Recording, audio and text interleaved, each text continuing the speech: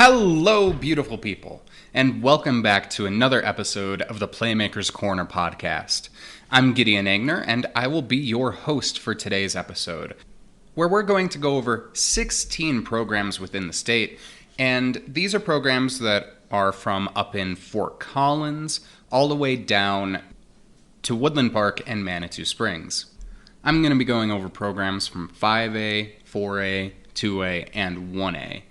And I'll be going over a recap of last season, their most impactful graduating seniors, next year's expected top performers, and then we're going to go over their schedule as has been released at the point that I'm recording this, and discuss which games I think they're going to win and which games I think they're going to lose. Now, keep in mind, this is my first year doing the previews. Simon and Cody are much more experienced with this, but I figured it'd be good to give it a shot and see how my prediction skills go. Now, I am going to preface all of this with a disclaimer. With me going over 16 teams, each team having at least 9 games this season, of course there are going to be things that I'm wrong about. I am glad to admit it, and if I predict that your team is going to have a bad record, I want you to prove me wrong. I want you to go out there and show me that I was wrong about you. However, I'm just going off of my deductive reasoning, looking at what you have, what you're going to retain, what you're losing, and what everyone you're going against has lost. I spent weeks going over this and making sure that I was as accurate as I could possibly be. If there's a mistake that I made, let me know. But just let me know in a calm and reasonable manner. In an ideal world, every team I'm going to be covering would make the playoffs and make a good run or send their seniors out on a high note, but I know that feasibly that's not possible. So, if I predict that your team isn't going to have the best record, go out there and prove me wrong on the field, and I'll take it on the chin. Now that we're done with that, we're going to move on to the first of the teams we're going to be covering today, which are the Fossil Ridge Sabercats. All right, so last year Fossil Ridge went 9-3 in total, 1-1 in the playoffs, all around 8-2 in the regular season. They opened the season with a win against eventual 4A state runner-up Loveland, 36-35. They lost to Grandview, 49-17. Won against Brighton, 15-8. Won against Windsor, 33-0. Won against Arvada West, 50-14. Won against Fort Collins, 46-21. Won against Boulder. Rocky Mountain lost to Fairview, 42-26. Won against Poudre and won against Mullen in the first round of the playoffs. And then lost to Regis Jesuit in the second round, 63-28. So Fossil Ridge entered the playoffs as the 10 seed, despite Lindenwood University commit Tyler Kubat being absent for most of the season with a broken collarbone. These guys were ultimately just professional scorers, only scoring less than 20 points once this season, which was a win over Brighton. They went 9-3, where Colton Pollack was their starting QB for most of the season. Their ultimate statement win for me was that 38-6 rout of Poudre to secure their spot as the Kings of the North and as a top 10 team in 5A. They never fell below 500, again, despite their FCS D1 quarterback breaking his collarbone midway through the season. They beat Mullen in the first round of the playoffs and lost to number 7 Regis Jesuit. And none of their losses were particularly close, but yeah, they beat Brighton by a score in a PAT, and they didn't win a game by less than 17 after that point. They averaged 424.5 yards per game as a team, and it was mostly seniors carrying that load. They're graduating 23 seniors in total at all positions except for running back. So, time to go over some of those seniors. Again, as previously mentioned, we have Tyler Kubat going to Lindenwood University. He was number 24 in passing yards across the state, despite missing most of the year. He had 2,033 passing yards, had a 23 touchdown to 4 interception ratio, and a quarterback rating of 124.1, sorry. He had 49 rushing yards as well to go along with that. Then we have Bryce Olson, who is a kicker who's going to be going to Air Force. He is number 7 in Colorado for field goals made. He was number 16 in points after attempts. He was number 6 in total kicking points. 19 in punt average, which with over 39 yards a punt. Number 6 in total kickoff yards with 3,800. He also had 59 yards per kickoff and 52 touchbacks. He also had 207 receiving yards on the year and 2 touchdowns. Then we have Trek Keyworth, who is going to Colorado Mesa. He was one of our top 5 senior receivers. He was one of our all-PMC wide receivers. And in total, he had 981 receiving yards, which had him number 12 in the state overall, and he had 11 receiving touchdowns. Then we have Dominic Leone, who I hope I'm saying that correctly, first of all, and he's going to the Colorado School of Mines. He had 729 receiving yards and 10 receiving touchdowns. Then we have the tight end, Mac Bustede, who's also going to Linden and Wood University, joining Tyler Kubat, who had 259 receiving yards and 4 receiving touchdowns. We're going to move to the line here, where we have first Thomas Iverson, who had, and this is according to the Max Preps, 54 pancake blocks, which was actually 10 more than Gage Ginther on the season. Then we have David Pisano, who had 17 pancake blocks. We've got Michael Doyle, who had 273 rushing yards on 45 carries and 79 yards on punt returns. Moving to the defense, we have Jake Decklever, who had 104 tackles and 4 tackles for loss. Ryan Black, 77 tackles, 5 for loss. Antonio Gallegos, 67 tackles. Ryan Pollier, 60 tackles, a tackle for loss, and 3 interceptions. Theo Frericks, 58 tackles, 9.5 for loss. Griffin Hinckley, 44 tackles. Then you've got Cole Lozada, Julian Smith, Grant Greaves, and Hunter Morton between 20 and 40 tackles. Julian Smith and Theo Frericks, they both had 7.5 sacks. Frericks had 7 hurries as well. And then Griffin Hinckley had 4 sacks and 5 hurries. Greaves had 2 sacks and 6 hurries. And Smith had 4 hurries. And finally, we're going to close out the graduating seniors with Tanner Issam. Issam, he had an interception, 4 pass deflections, and a fumble forced. So that's all of the graduating seniors. You've got a lot of firepower graduating from this Fossil Ridge team. You have 4 different guys who are going to be, 5 guys who are going to be playing on the next level that we have confirmed graduating from the squad. 3 of which are going D1, one of which is going FBS to FCS. And then one of them, Dominic Leone, he is going to the runner-up for the D2 National Championship. So it's not like these are players going to like subpar programs. These are guys going to good programs, good colleges, and those are going to be guys that are going to be hard to replace. Now, let's take a look at the guys who are probably going to be filling in those roles. First, we're going to look at the quarterback position, where Colton Pollack, who is going to be a junior next year, standing at 5'9", he started in place of Kubat last season when he was hurt, and ultimately Pollack had 488 pass yards, 31 completions with a 50% completion rate, 7 touchdowns to 5 interceptions, and an 80.6 QBR. Honestly, I don't really see him playing much QB this year. He works much better as a running back.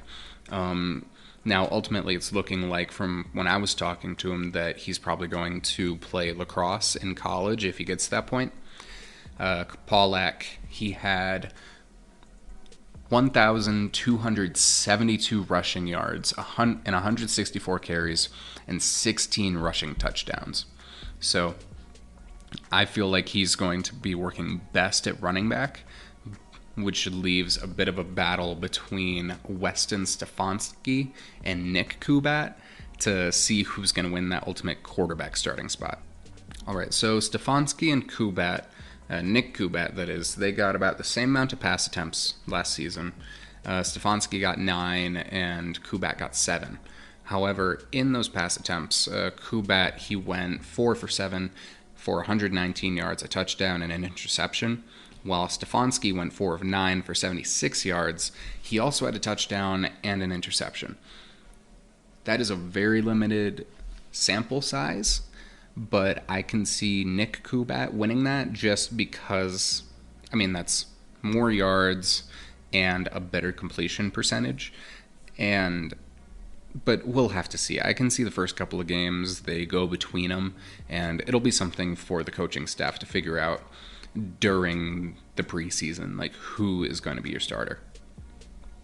And then we're going to move to some of the other running backs. We got Jake Toshoff, I believe, who had 660 yards and 5 rushing touchdowns last season. Now, he's a junior as well, so they do have a younger running back core, but he's at about 5'9", 180.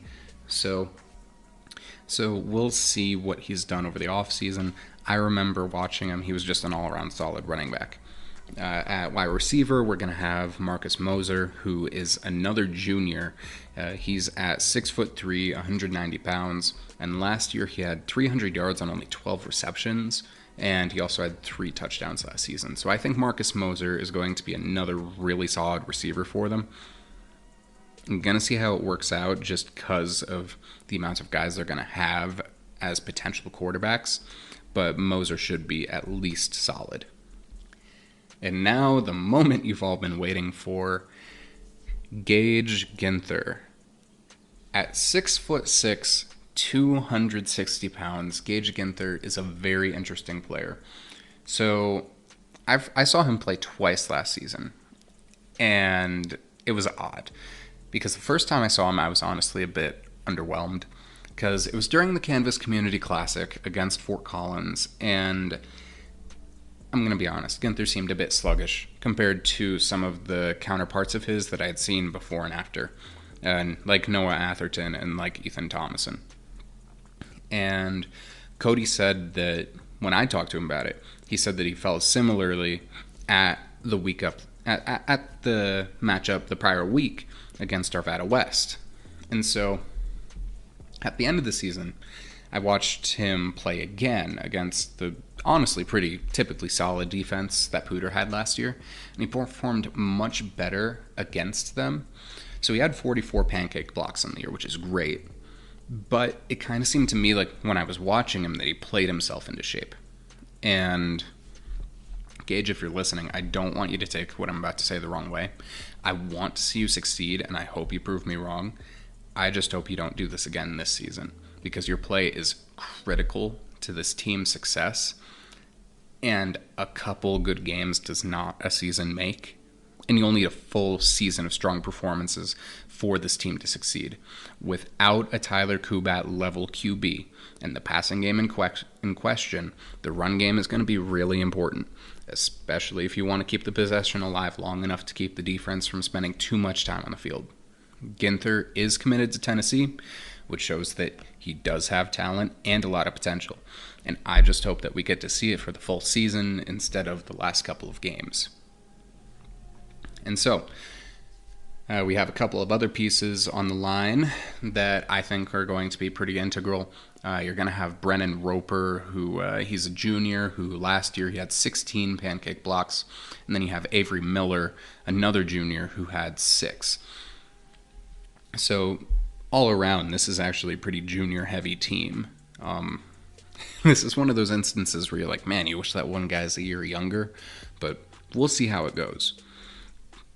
Because then we're going to have Connor Vickers, who he's going to be a senior. He had 45 tackles, 2 of which were for loss, a sack, 5 hurries, and both a forced fumble and a recovery. And he was overall the best statistical defender left on the team. And then you got Gage Decklever. He's the only other returning player with only 20 tackles with 27. He has 2 TFL and then 3 hurries as well. And then The only other players with over 10 tackles are going to be Luke Christen, Ryan Lautzenheise, and Maximilian Spate-Haas. All those guys should make more of an impact this year, but yeah. And ultimately, this is going to be really tough because Fossil Ridge, they're graduating 8 of the 13 players that scored for them last season. They're graduating all but 4 of their defenders that had more tackles than games played, and they're all Colorado kicker graduated to play for Air Force. And looking at the 2023-24 schedule for Fossil Ridge, I see a lot of challenges. The schedule is basically just location swapped from last year, so it goes Loveland, Grandview, Brighton, Windsor, Arvada West, Boulder, Foco, Rocky Mountain, Fairview, and Poudre. So the only teams that I see wins against that are definite are Brighton, Arvada West, and Boulder. And I see a very likely win against Fort Collins. And I see very likely losses against Loveland, Grandview, and Fairview. Loveland and Grandview, those are just really good teams. And Fossil is going to have to sort out a lot of stuff heading into next season. And looking at it, those are both teams that are coming off of deep playoff runs. Those are teams that kind of have a hierarchy that they already have, and they're going to go into the season with a lot more figured out. And because Fossil is going to have to sort some stuff out, this leaves the schedule at 4-3 out of those 10. And the rest comes down to how the defense plays. I think that the floor for Gage Ginther this season is Noah Atherton, who's a player who's going to South Dakota State University, the FCS national champions, and possibly better than Ethan Thomason if he really balls out, which I think will earn them a win against Rocky Mountain. And then the rest of the games are interesting to think about, because then we have Windsor, who are a team that I only see getting better, but Fossil Ridge beat 33-0 last year. And then we have Poudre, who's another team that are losing a lot of really, really good players that I have a lot of questions about. So I'm not really sure what to say when it comes to who's going to win that matchup, because Poudre also has a quarterback battle. They're also losing one of their main running backs. They're losing their number 2, one of their top receivers. They're losing a bunch of guys on defense. And then we have the matchup against Fairview, which is just a historically really, really good team. Fairview only beat Fossil Ridge, just going to double check here. Yeah, they beat Fossil Ridge 42-26 last year. And Fairview is a team that right now, looking at them, I think is going to be really, really good again next year. But looking at their league, I think whoever wins that Poudre Fossil Ridge matchup is going to get second in the league. Now, we'll see how it goes, because again, they have a lot of questions to answer. But all around, I have their floor as 4-6 and their ceiling at about 7-3. And now onto the school that is named after the city they are in, Fort Collins High School, who had a pretty, honestly, kind of disappointing and rough year last season. So coming off of a 9-3 season, they disappointed going 2-8. They beat Denver East 21-20 to start the year, but then they were beat 8 games in a row by Mountain Vista, Windsor, Cherokee Trail, Columbine, Fossil Ridge, Rocky Mountain, Fairview, and Poudre. And the closest that any of those games were was the game against Windsor that they lost 27-21. That was really, really close. I saw the clip from Mikey Munn where he's a player on Windsor. I'll talk about them later. But he got a pass deflection with like 2 seconds left, so that won Windsor that game. And then after that, it was Cherokee Trail and Rocky Mountain. But even then, In terms of closeness, that is. But even then, they lost to Cherokee Trail by 2 scores and Rocky Mountain by 3. So it's not like they were the closest games in the world. But yeah, the Lambkins then closed the season with a blowout win against Boulder, 33-6. And to be completely honest, this team kind of reminds me of Castleview. Because, and I'm sorry to cast strays, like, Castleview's kind of catching one here, but this is a team that got a win, like a close win over a team that was a fringe playoff team. Castleview, I think that was against Doherty, who did make the playoffs. Denver East was 5-5. Teams with worse records got in. And they got a win over a fringe playoff team, but really, really struggled the rest of the year. Just, I'm not sure if it was bad vibes or like the momentum. Losing 50-21 in week 2 is pretty rough, and then losing a close one against Windsor, and then Cherokee Trail, and then losing your quarterback, which I'll talk about, against Columbine. That's a lot. So, moving into that Columbine matchup, Fort Collins was 1-3, and I was there for that game.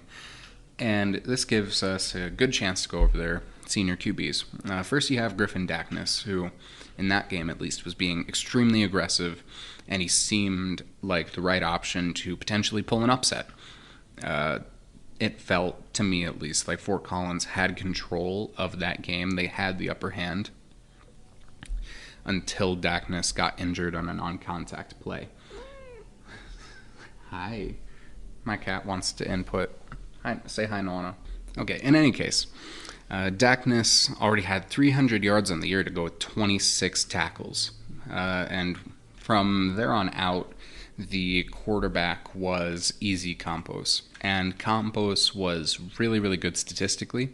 He had 1,800 yards on the year and 11 touchdowns. But unfortunately, that didn't really lead to many wins. Then we have Nicky McGuire. Nicky McGuire was the main target for the season at wide receiver. He had 1,700 yards and 5 touchdowns. He was all conference. He had 80 rushing yards and was in consideration for both an all Playmaker spot for the 5A level, and he was in the conversations for our top 5 senior receiver race as well. And also on defense, he did have an interception. Then we have Joe Van Meter, who was another guy in contention for an all-Playmaker spot, and he was an honorable mention in the 5A Defensive Playmaker of the Year race. He had 139 tackles, 15 tackles for loss, 5 sacks, and 7 hurries, and caused and recovered multiple fumbles. Van Meter also had about 220 receiving yards, making him a pretty big threat. Then you've got Josiah Elmore, who had 126 receiving yards on the year, with 200 rushing yards and 3 touchdowns between each, so receiving and rushing. Then you've got Jackson Barron, who had 82 tackles, making him the second highest mark besides Van Meter. He also had a sack and 2 hurries. Alex Cifuentes, he had 73 tackles, a sack, and a hurry. Josiah LeClaire, he had 49 tackles and 3 sacks. And then Alex Augustine had 35. Marcos Escobar, Nick Merriweather, Michael McDonald, and Christian Lozano, they all shared 57 tackles between them. So those are the graduating seniors, and here are their returning key players. First, the only other player who's under center for the Lambkins that wasn't a senior last year was Sean Topher, who's going to be a senior this year. But he only had two pass attempts, so that's kind of up in the air right now. And then, we've got CJ Johnson, who had 70 rush yards, and Kevin Lozano had 34. And then the only other real major returner at the offensive skill positions is Joe Cottingham. Cottingham's first varsity season was really a success. He had 342 receiving yards and 5 touchdowns. And CJ Johnson is the only person who had real PT at receiver, and he had 89 yards.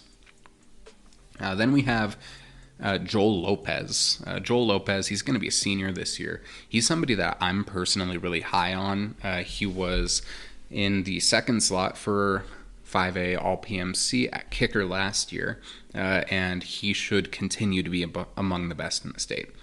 In 26 kickoffs, Lopez had 15 touchbacks, and he averaged a shade over 36 yards a punt.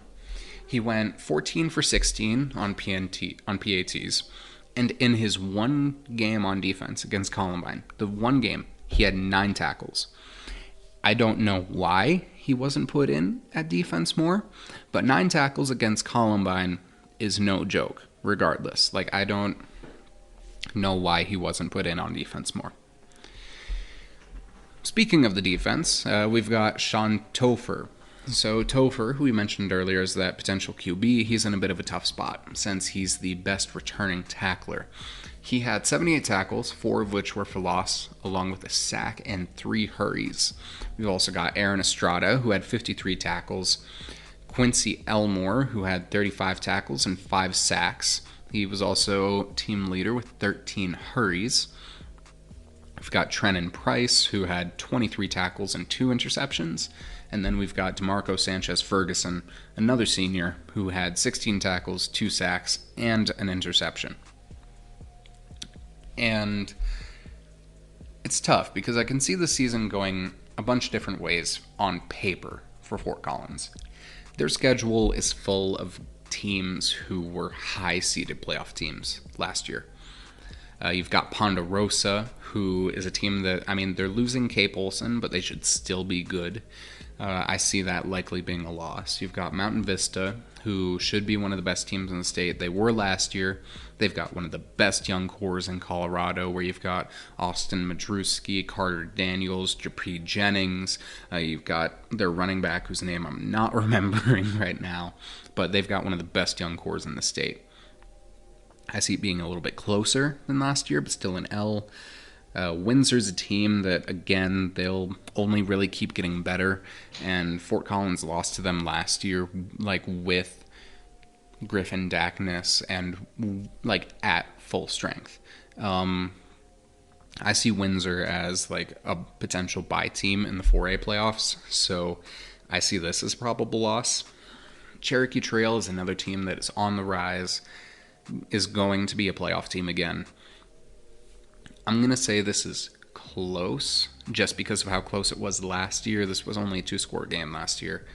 Fort Collins, I feel like they're going to have more cohesion, more consistent quarterback play, potentially.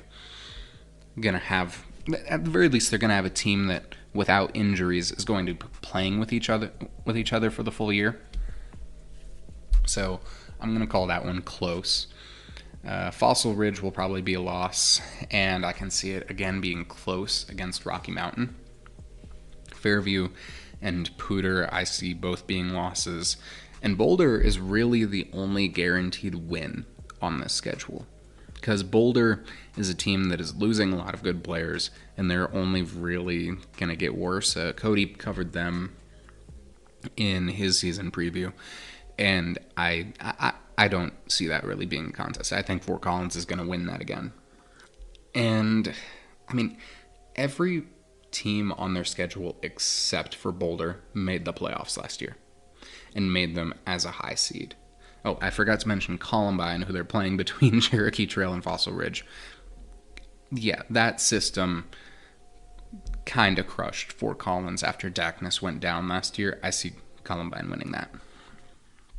But yeah, everyone made the playoffs, and everyone but Cherokee Trail and Poudre won a playoff game.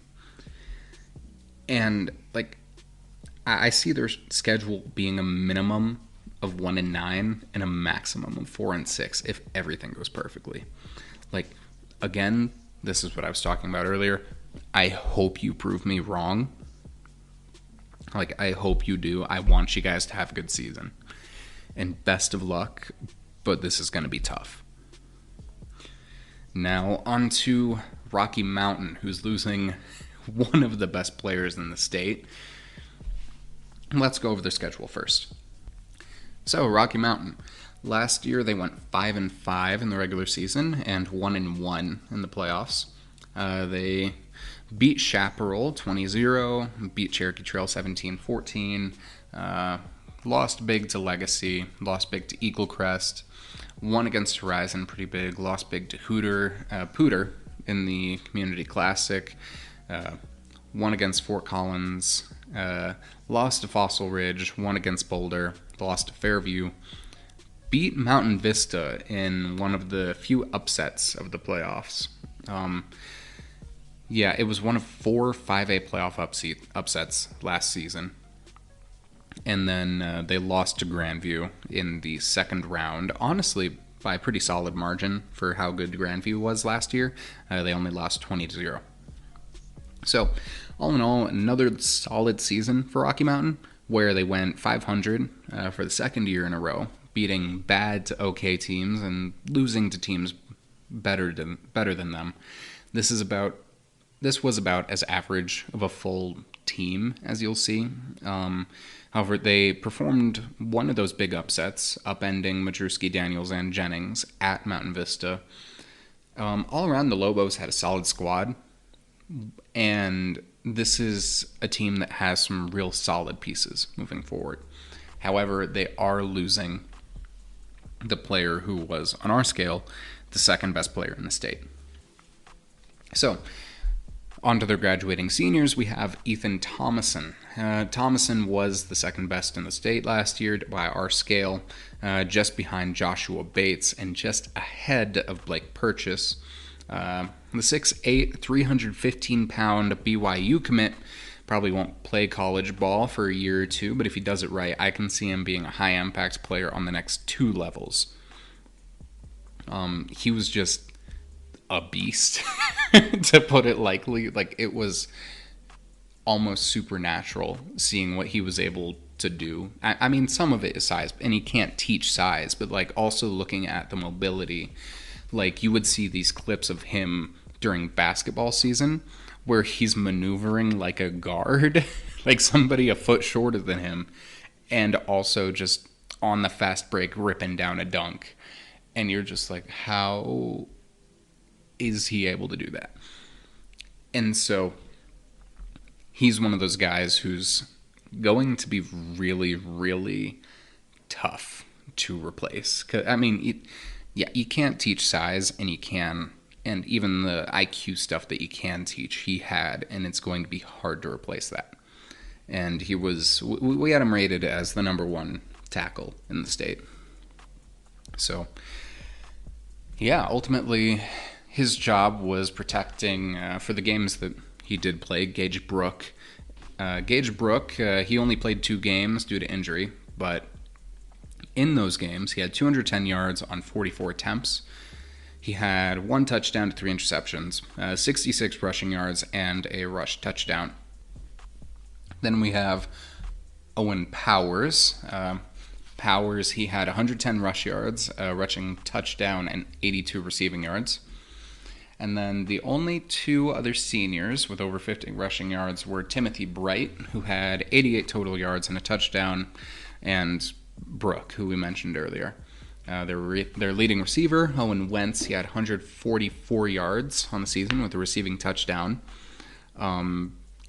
Needless to say, Brooke was still the leading passer at the end of the season, and you'll see why here in a minute. Then their other leading receivers were Isaiah Collin, who had 120 yards, Nate Eliason with 97, and Owen Powers with 82. Powers also had 84 kick return yards. And in total, they're graduating 11 of their top 13 tacklers. So you got Jordan DeLapp, who had 80 tackles, Caleb Wolf, who had 53 tackles and 3 interceptions, Will Pryor, who had 51 tackles and 9 sacks, to go with 5 tackles for loss, Zachary Pipo, I hope I'm saying that right, with 51 tackles and an interception, Marcelo Reyes with 37 tackles, Carter Wurst, who had 32, 5 tackles for loss and 2 sacks, Nate Eliason, who had 27 tackles and 4 interceptions, and Robbie Weber, who had 25 tackles and a sack. We also have Eli Sanford, Muhammad Al-Ghazawi, and Thad O'Daniel, who had between 10 and 25 tackles, along with Al-Ghazawi grabbing a TFL and a sack. And they're also graduating Zane Feltz and Timothy Bright, who were on the line. Now, we have our key returners. So first, we're going to have senior running back Abe Chatilla. Chatilla, he had 1,486 rushing yards last season, 12 touchdowns, 44 receiving yards, and was one of our Offensive Playmaker of the Year finalists. Then we have Cody Arnett, who is going to be a junior, who had 496 rushing yards, 2 touchdowns, 27 receiving yards, and a receiving touchdown. We've got Cole Honick. He had 97 receiving yards. And then we have Riley Honick, who he had some play last year. He was a starting QB when Brooke was out. He went 19 for 41 last season with a touchdown and 3 interceptions. He had 158 total yards. He was only a freshman last year, so you can't fault the kid. And with more consistency and more time with the other players on the squad, I see him being able to develop that chemistry with them to be able to gain more yardage and have a better than 0.33 TD to INT ratio. On defense, the Lobos are going to be returning Gio Marconi, who had 56 tackles and a sack, Michael Delap, who had 47 tackles and 3 sacks, and then they are also returning Danny Krieger, who's a potential All-PMC kicker looking at it. He had 1,377 yards on 28 kickoffs, which means 49.2 yards per kickoff, and he was averaging 34.7 yards per punt on 32 punts for 1,109 yards, excuse me. He also went 16 for 18 on PATs and 2 for 4 on field goal attempts. Then we've also got Alexander Perry, who's a free safety, standing at 6'2". And all around, this is tough, because Rocky Mountain is graduating second best senior in state from last year, along with 85% of their top 13 defenders. They have Abe Chatilla, but it's reasonable to ask if he can maintain the same production without the best tackle in the state blocking for him. And there are really only 4 experienced offensive skill position players that are going to be staying, and they're graduating a decent portion of the line too. Marconi and Michael Delap are trustworthy, but only having 2 returners on your starting defense is kind of creepy to me. And then you also have Krieger, who seems like a good kicker, and I feel solid about that, but his lack of range on field goals kind of scares me, because his largest field goal make was from 22 yards out last year. And so, looking at their schedule, they're mostly playing playoff caliber teams. Honestly, a lot of this just has to do with figuring out how the new pieces will fit into their scheme. I see Chap being closer than it should be on paper for the Lobos. It could be going either way, but Rocky Mountain is losing a lot of meaningful pieces, and having inexperienced guys wouldn't be fun against any team. I say it'll likely be a win, but I wouldn't hold my breath there. Then they're going to be facing the Cougars out of Cherokee Trail, and I honestly see it being a loss. Cherokee Trail almost beat the heavily favored Rock Canyon in the playoffs last year, and although they are losing a lot, they'll retain a lot more of their squad than Rocky Mountain, including their quarterback. And then the Lobos will play Legacy, who will probably strike them down.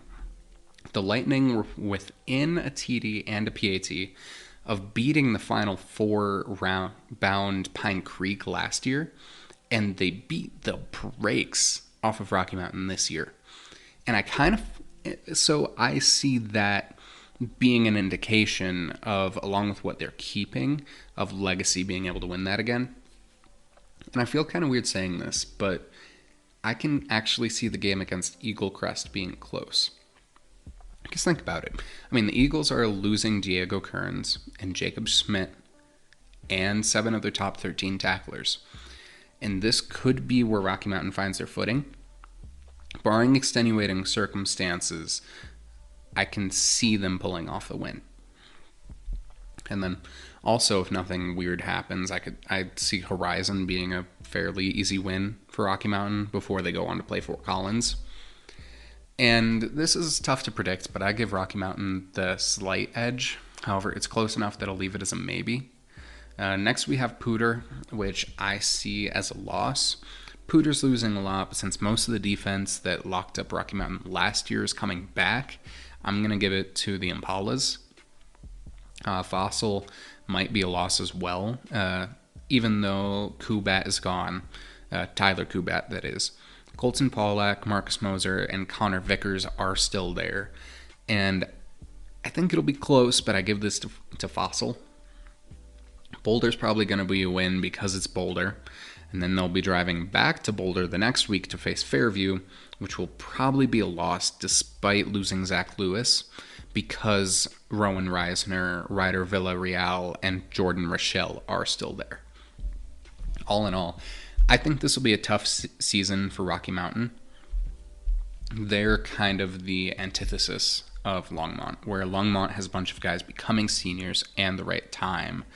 And if they stay healthy, I can see a potential Final Four run. But most of Rocky Mountain is gone. So this will be a rebuilding year for them, honestly. I expect Abe Chatilla to go off for about 1,500 to 2,000 yards. And for Danny Krieger to have an all-PMC contending season. I see Marconi and Michael Delap putting up at least 60 tackles each, but that's really all that's guaranteed for them.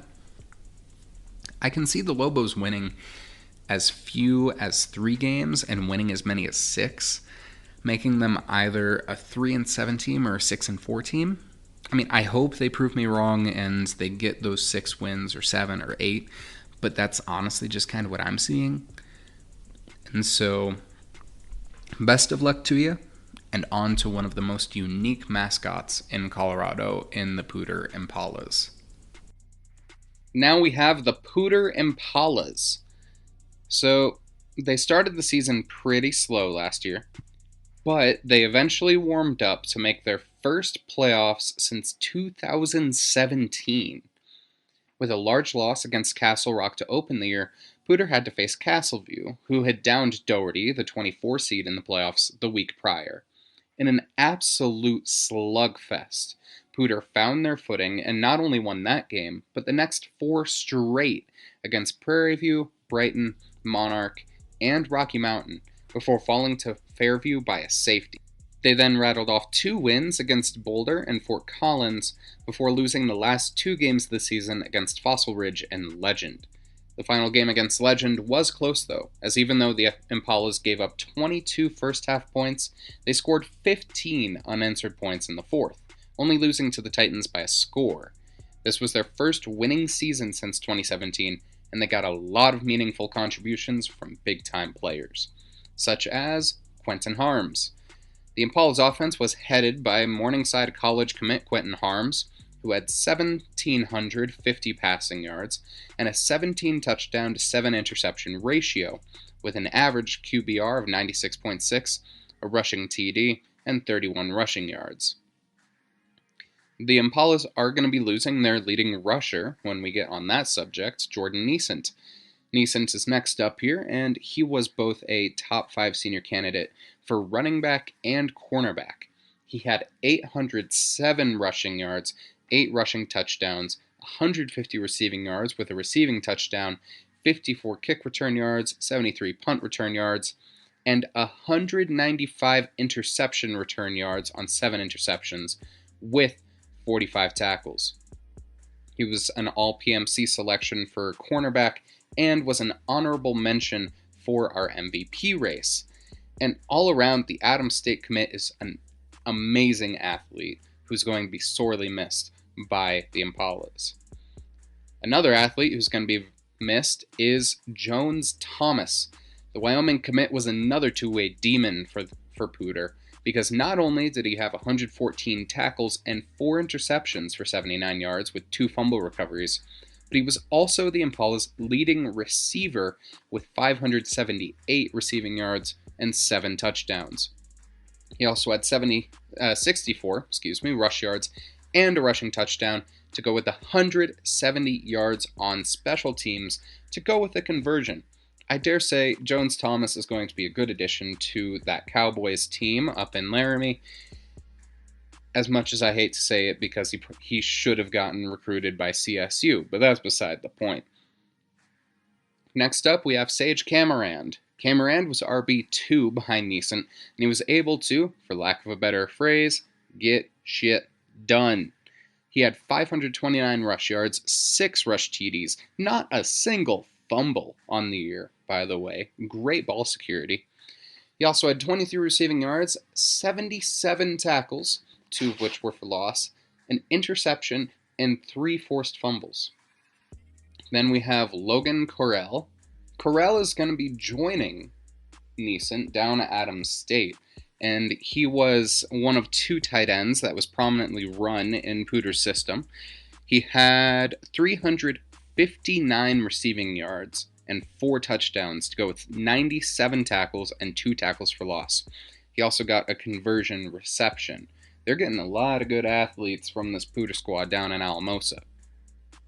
Next on defense, we have Luke Olson, who had 72 tackles, an interception, and a fumble recovery to close out his high school career.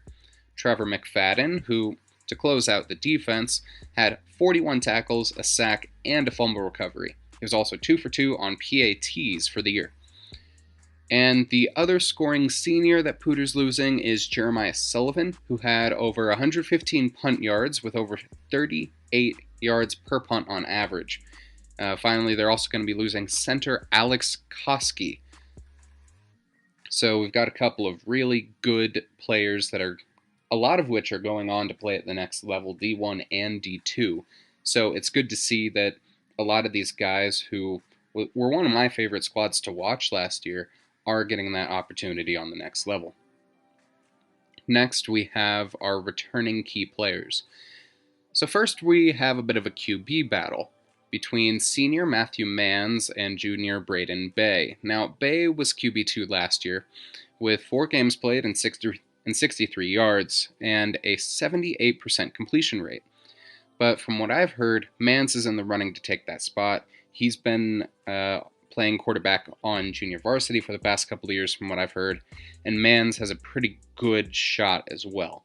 And so I think it'll be interesting to hear during training camp how it's going, because of course Manns has seniority here, but Bay has a little bit more varsity experience, so we'll see.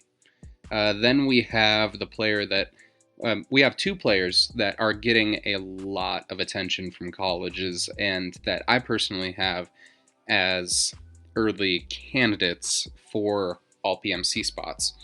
So we have tight end Colton Mills Younger, who last year he had 503 yards on 45 receptions with 2 touchdowns along with a conversion. He had 74 tackles, 3 tackles for loss, and both a fumble forced and 3 recoveries. He was also the kicker, and he went 25 for 28 on PATs, 3 for 3 on field goal attempts, and had 34 kicking points in total. I mean, the 6'2 tight end is going to be the main returning two-way player, so he'll have a really big opportunity to set the tone. And then we have Brody Van Cleve, who is an absolute beast. I mean, he was my personal vote for Defensive Playmaker of the Year last year, and he was a finalist. He had 124 tackles, 18 tackles for loss, 12 sacks, 12 of them things, an interception, a forced fumble, and 2 fumble recoveries. I mean, he's an early Defensive Playmaker of the Year candidate, and someone who, if the chips fall right, may have an all-PMC season, because, I mean, he was in the running. He just had Blake Purchase and Hayden Moore behind him when it came to linebacker. And then Also on defense, we have Ryan Vandiver. Vandiver, he had 90 tackles, 2 tackles for loss, and an interception with a fumble recovery last year. We have junior Braden Meyer, who is the returning leading rusher. He got a Player of the Game award from the Impalas Max Preps last season. He had 89 rush yards, a rushing touchdown, 43 receiving yards, 62 tackles, a tackle for loss, and a forced fumble last year. Then we have Brady Brown and Logan Chapman, both of which are seniors. Brady Brown and Chapman, they combined for 82 receiving yards and 2 touchdowns, with Brown also having 26 tackles. The Impalas are retaining 7 of their top 13 tacklers, and not including Van Cleve, Mills Younger, Vandiver, Meyer, Brown, basically everyone we've already talked about. They're returning Evan Griffiths, who had 74 tackles, 3 tackles for loss, a sack, and 2 forced fumbles. Cassius Garcia, who had 27 tackles and a tackle for loss, and 2 sacks in Coulter Junker. They're bringing back punter/offensive lineman/defensive lineman Drake Miller, who had 1,097 yards on 31 punts, averaging over 35 yards a punt, and Pierce Decker. Pierce Decker is a sophomore, standing at 6'6", 210 pounds, who's probably going to be a guy to keep an eye on when it comes to the offensive line from here on out. Now, to look at what this squad is going to be dealing with next season, in their window of wins, at least at the beginning of the season, I see this being a really tough game for Poudre. The Impalas are losing a lot of their leading offensive players, and Rock Canyon is going to be a struggle. I mean, looking at it, they lost to Rock Canyon 40-8 last season, and that was with Quentin Harms and Jordan Neeson and Jones Thomas and Carell and Neeson and Cameron. And the Jaguars, I mean, the Jaguars have a good system for regular season stats and regular season wins. And, I mean, they are losing Aiden Duda. I will fully admit that. But Poudre is losing more of their roster and more of their impact playmakers than Rock Canyon is. And so that'll likely be a loss. Castleview will probably be much better for Poudre, as they'll be adjusting to losing their QB and Jordan Ochoa, among others. And although Ryder Smith's Sabercats will be hosting, I see the Predator becoming the prey here, with Poudre prevailing. Just because, I mean, Poudre came out on top last year. It was a close game in the first half. Second half, Poudre started to break it open, and that's kind of where they found their footing for the season. And, I mean, Castleview, they kind of just ended the season poorly all around. And so, yeah, I see Poudre coming out on top there. And then Brighton is a team that wasn't really that good last year under their new coach, Mike Brown. So I think Poudre and Eric Tonkin will probably repeat that win, just based off of which way that these two teams are trending. I think it'll be a little bit closer than last year. I mean, looking at, 21-0. Maybe this will be like a 14-7 win for Poudre, but I still see the Impalas taking this. And then we see Monarch, which I think is another game that'll be closer than last year. I mean, Owen Mellish is likely going to keep getting better, and the Coyotes are a serious candidate to make the playoffs, at least in my eyes. And so this should be pretty close. And then they come to Fairview, which, I mean, I said previously, Fairview is retaining a lot of good players. I mean, of course, they're losing Zach Lewis, but what else are they keeping? Most of the rest of their impact players, and Poudre's going to have to replace a lot of their guys. And so I think that Fairview is going to go hunting that week a little bit. And yeah, honestly, I think Fairview is going to win this league again. But then we have some of the more challenging aspects of the season. We have Rocky Mountain, which, I mean, Rocky Mountain is losing a lot, but a few of their guys are staying on that should be really solid pieces. I still give the edge to Poudre but I think that game is pretty close. I think Poudre wins like 55 times out of 100. Then we have Boulder, which should be a win. And then we have Fort Collins, which should also probably be a win. Both of those teams had pretty lackluster years last season, and Fort Collins in particular has a lot of impact players leaving. And just with how bad with how bad Poudre beat Fort Collins last year, 41-15, I don't really see a way for Fort Collins to bounce back from that with the players that they're retaining, unless some guys really go off. Then we have Fossil Ridge, which should be much closer, and I'm honestly not sure what Fossil Ridge will look like without Tyler Kubat and Trek Keyworth and Bryce Olsen and Mac Bustede. Like, they're losing as much offensively as Poudre is. And Poudre is arguably losing a little bit more defensively, but they're retaining their biggest defensive pieces, if that makes sense. So, I mean, I know that Fossil won pretty big last year, but Poudre wasn't exactly a healthy team at that point. But I don't know. I call this one as pretty close. I think that whoever wins that matchup is going to become the number 2 in the league. Probably not going to get seeded as a top 10 team again. But yeah, I think they'll be second in the league. I think of this league, the locks for playoffs are Fairview, Poudre, and Fossil Ridge. I think Poudre will make the playoffs for the second year in a row. But Rocky Mountain is kind of on that edge, and something really special would have to happen for Fort Collins to make it. But yeah, I mean, honestly, that's what I think about most of the teams in that league. And now we'll head a little bit down south to Longmont, where we're going to talk about the Trojans from Longmont High School, where they actually have one of the longer tenured coaches in the state, Doug Johnson, who in his 24th year as head coach, he had a pretty solid year. All of the teams that they did lose to were playoff teams, and most of the teams that they beat, except for Greeley West, were at least fringe playoff teams themselves.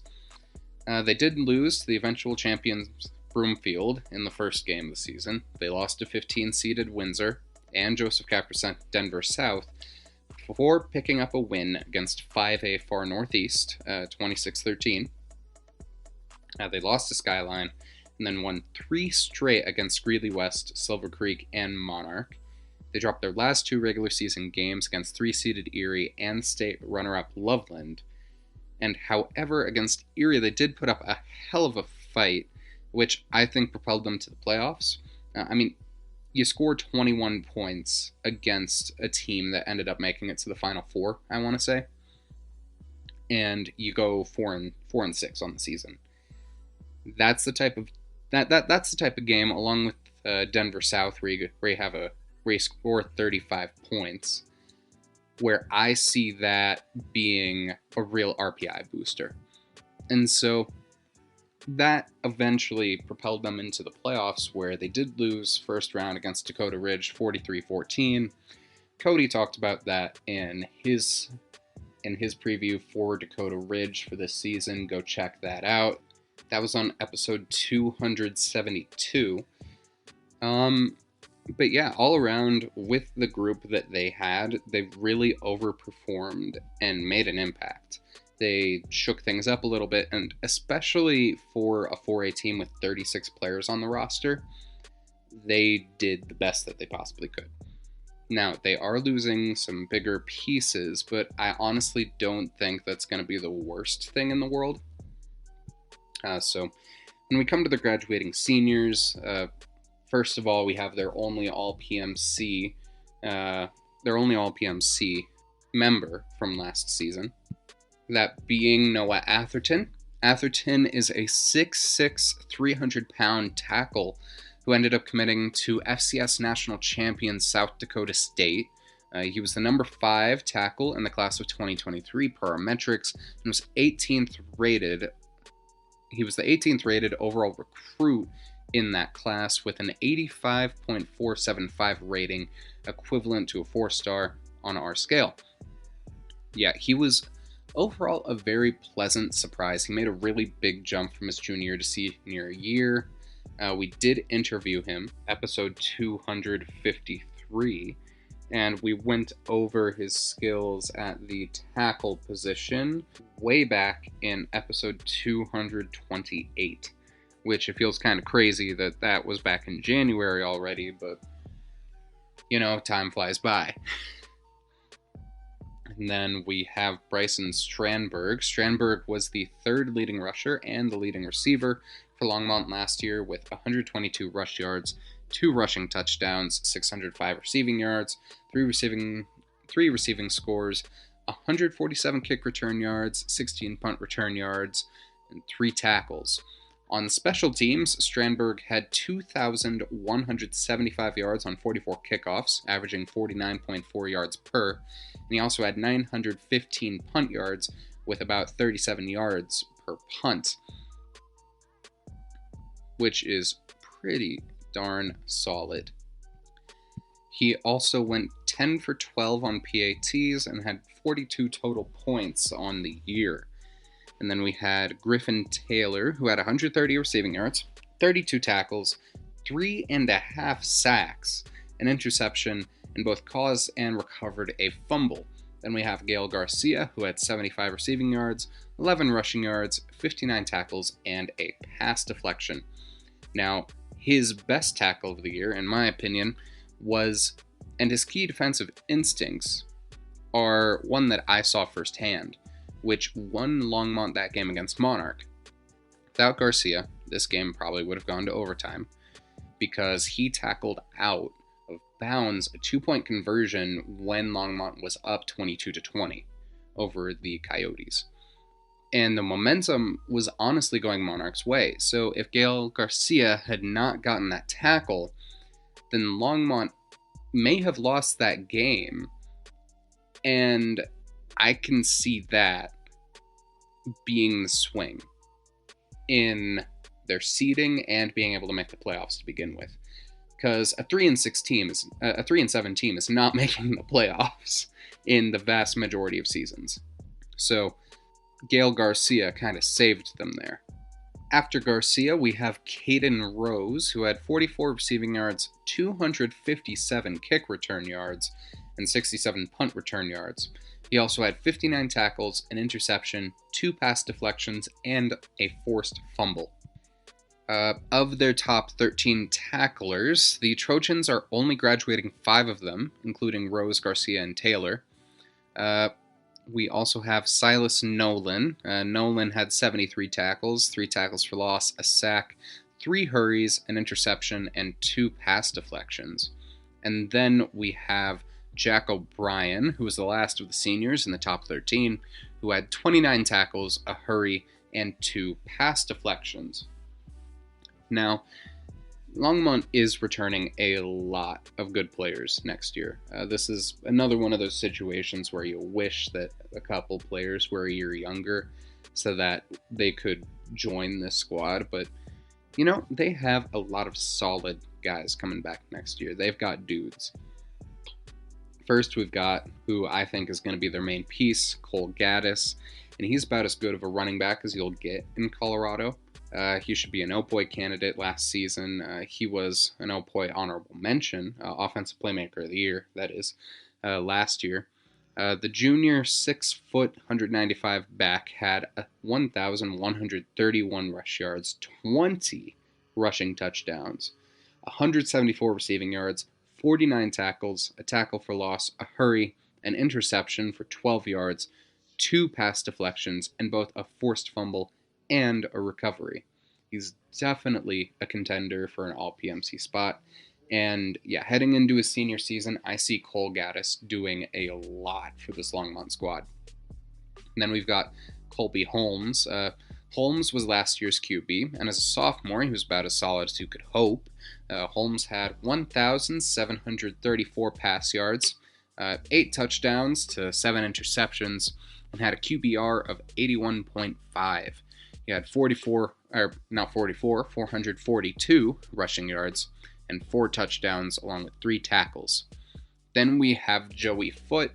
Foote was a Newcomer of the Year finalist last year, and as a freshman, he had 553 receiving yards, 3 receiving touchdowns, and 15 kick return yards. The 6'1" wide receiver should be a good target next year if everyone keeps getting along well. Then we have Ethan Atherton. Ethan Atherton is projecting to be a very solid player. He's listed as 5'11" on the roster, but given that his whole family is tall, I went to the game on senior night, and yeah, the Atherton family are some tall folks. He is very likely to grow, and I see Ethan following in the footsteps of his brother, which he'll have to do if this team is going to be successful. Then we have Levi Sheck. Sheck was the 5th leading receiver for the Trojans last year with 115 receiving yards, a touchdown, 38 kick return yards. And then, on defense, they're going to be returning Grant Cummins, Hunter Knight, Kobe Derksen, Logan Johnson, Tristan Wrench, Parker Mills, and Isaiah Prospero, who were all in the top 13 tacklers, with 212 between them, along with about 8 tackles for loss. Nick Damaska and Prospero had 1.5 sacks between them, and Johnson has a blocked field goal attempt. Wrench also went 8 for 8 on PATs for the year. And so, looking at their schedule for their window of wins, I see this being a tough season for Longmont, where, they are going to be getting better, but they are playing a lot of good teams. Again, last year, they played a lot of playoff teams. The only one that they didn't play against, the only team they played against last year that wasn't a playoff team was Greeley West. So we'll see how it goes for them. So first off, they're going to be playing Broomfield, which they're coming off of a 4A championship. They're losing Wisconsin commit Colo and our most valuable playmaker last year. They're losing 4A championship MVP Kenan Juarez, and their head coach Blair Hubbard is gone as well. The remaining players, I believe, will be riding high and coming out swinging. You are also missing some major defensive pieces like Garrett Keeler, who's going to CSU. But if there's anything that I have learned, it's that there is some truth to the adage, don't underestimate the heart of a champion. And so I'm going to give this to Broomfield, but with how much that they're losing, I see Broomfield only winning about 60 to 65% of the time. Then we have Windsor, which I feel like this will be really close. Windsor is a team that I see trending up, and even though the Wizards won last year, I think the Trojans might sneak a horse into the Wizards' castle. Looking at it, Windsor is losing a lot of their offensive firepower. They're keeping most of their really, really good defense. And Windsor won 27-6 last year. But they're losing a couple 1,000-yard rushers. They're losing a lot of guys. I'll go over that. Windsor's the next team we're going to preview. And so I think that with the amount that Longmont is retaining, I see them having a really, really solid chance. I'm going to give this to Longmont. Now that I think about it, I'm going to say it's pretty close. It's pretty close. I have it as a T. W, L, and T for tie. And then we have Denver South. They're graduating all their top offensive performers, including Joseph Capra, except for their leading rusher, Chevelle Early. Their defense is just as intact as Longmont's, though, so I can kind of see it going both ways. Then we have Far Northeast, where I think that this will be a win for Longmont. The Warriors were a fringe playoff team in 5A last year, but they're graduating their top 3 rushers, both of their receivers with over 100 yards, and 6 of their top tacklers. 5 of those 6 are in the top 7. I think it'll be closer than last year, especially if Jeremiah Iman Jr. develops well. But I think that Longmont's experience, especially their playoff experience, will carry them well here. Then Skyline, I think, will be a different, closer story. Michael Silva's Skyline has had a winning record every year since 2016, and last year they did go 7-5. However, they are graduating Northern Colorado commit Caden Box, 3 of their top 4 rushers and their top 3 receivers, along with 7 of their top 13 tacklers. With Longmont getting better and Skyline losing a lot of crucial pieces, I think this will be close. Again, another T on the window of wins. Then we're going to go to Greeley West, which I think that'll be a win. The Spartans, I feel bad. They haven't had a winning season since I was a freshman in high school and I'm going into my sophomore year of college. And so I think Greeley West, with the pieces that they have, are not going to upset this Trojans team. Then we have Silver Creek, which they have finished with a 4-6 record for the past 2 years, and they have honestly been kind of mid since the 2016 championship run. However, they are keeping a lot. They're only graduating 2 of their top 4 receivers and none of the rest of the impact offense. However, they are losing 8 of their 13 leading tacklers, which isn't good. Without that defense against a high-powered Trojan offense, I see the Raptors getting speared. Monarch, I see being a repeat of last year. I mean, it was close as all hell, and with Asher Ewing and Owen Mellish having one more year together, along with a lot of the rest of the offense, it will certainly be tough. However, the Coyotes are losing a lot of their defense. They may run into the same problem as Silver Creek. Again, I'll give this to Longmont, but I think that this will be another entertaining matchup. Unfortunately, I do think that's where the win streak ends, because they have back-to-back matchups with the Tigers of Erie and the Red Wolves of Loveland, and both of them made it to the Final Four last year.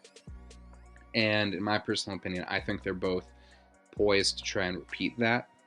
Cody talked again in episode 272 about Loveland when he was going over Dakota Ridge and why he thought that Loveland was still favored in that matchup. And so I have the same reasoning there. And honestly, when we're looking at this Trojan team, they have a minimum window of wins of 4 and then a maximum of 7. So either 4-6 or 7-3. I think that 6-4 is more realistic. Because, I mean, looking at it,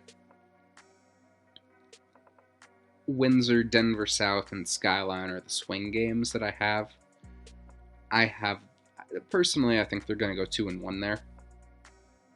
And then Broomfield, Erie, and Loveland are all teams that are kind of in that weird, like, are they contenders category. So Longmont I have as a home seed for the first round of the playoff, not a bye team, but a home seed in the first round of the playoffs, depending on how that schedule goes.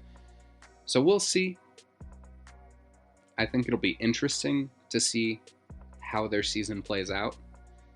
And yeah, ultimately, good luck, Longmont. I am planning on making it out to a game this year, so I'll see you guys there. And yeah, on to Windsor, where the Wizards, they had a pretty good year last year.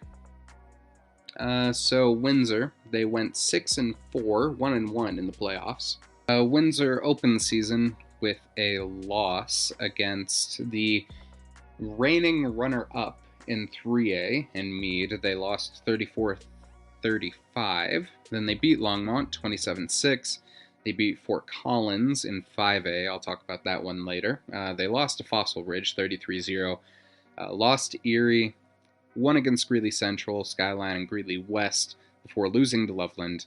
Beating Grand Junction Central. Winning against Bear Creek in their first playoff game, which I was there for before I got tracheitis. And then they lost to Broomfield in the second round of the playoffs. So looking at their graduating seniors, first I'll just combine two players into one segment in TNT. Chase and Jaden Thomas. Now, they are not related, just kind of happened to line up, but these two were the dynamic duo for the Wizards, with Jaden being one of the few players to ever reach 3,000 rushing yards in a career. He was a New Mexico State commit with 1,602 rushing yards, 15 rush TDs, 284 receiving yards, a receiving touchdown, 235 kick return yards, and 74 punt return yards. He was a 4A Offensive Playmaker of the Year finalist, number 5 on our top 5 senior running backs list with a rating of 85.5, making him a 4-star on our scale and being the number 17 recruit in the Colorado 2023 class. And then we have Chase Thomas, who he committed to the NIIA Briar Cliff University, who was the other side of the coin. Chase had 272 rush yards, 4 rushing touchdowns, 454 receiving yards, 6 receiving touchdowns, and 457 kick return yards, one of which was for a touchdown in the playoff game against Bear Creek. I saw that one. That was an insane sequence, and I kind of wish I could go back and watch that one. Then we have Garrett Zawa. Garrett Zawa, he was Windsor's starting quarterback for most of the year last year. However, he did get hurt during the game against Loveland, making the last 3 games of the season fall on another player's shoulders. We'll bring that up later. In the time he did play, Sauer had 781 pass yards, 7 touchdowns, 0 interceptions, 16.6 yards per completion, and a QB rating of 112.6. I mean, Sauer is a guy that I'm honestly confused that he isn't playing college ball. I mean, the only thing that he didn't do amazing at was he had 2 rushing touchdowns on negative 23 yards. I mean, you can do the math there, but I mean, honestly, looking at it, he's a pretty solid quarterback if you have the right pieces around him, but that's beside the point. The Wizards are also losing Mitchell Madrill, who had 401 rush yards, 7 rushing touchdowns, and a sack last year. He was RB2 to Jaden Thomas, which is a very important role.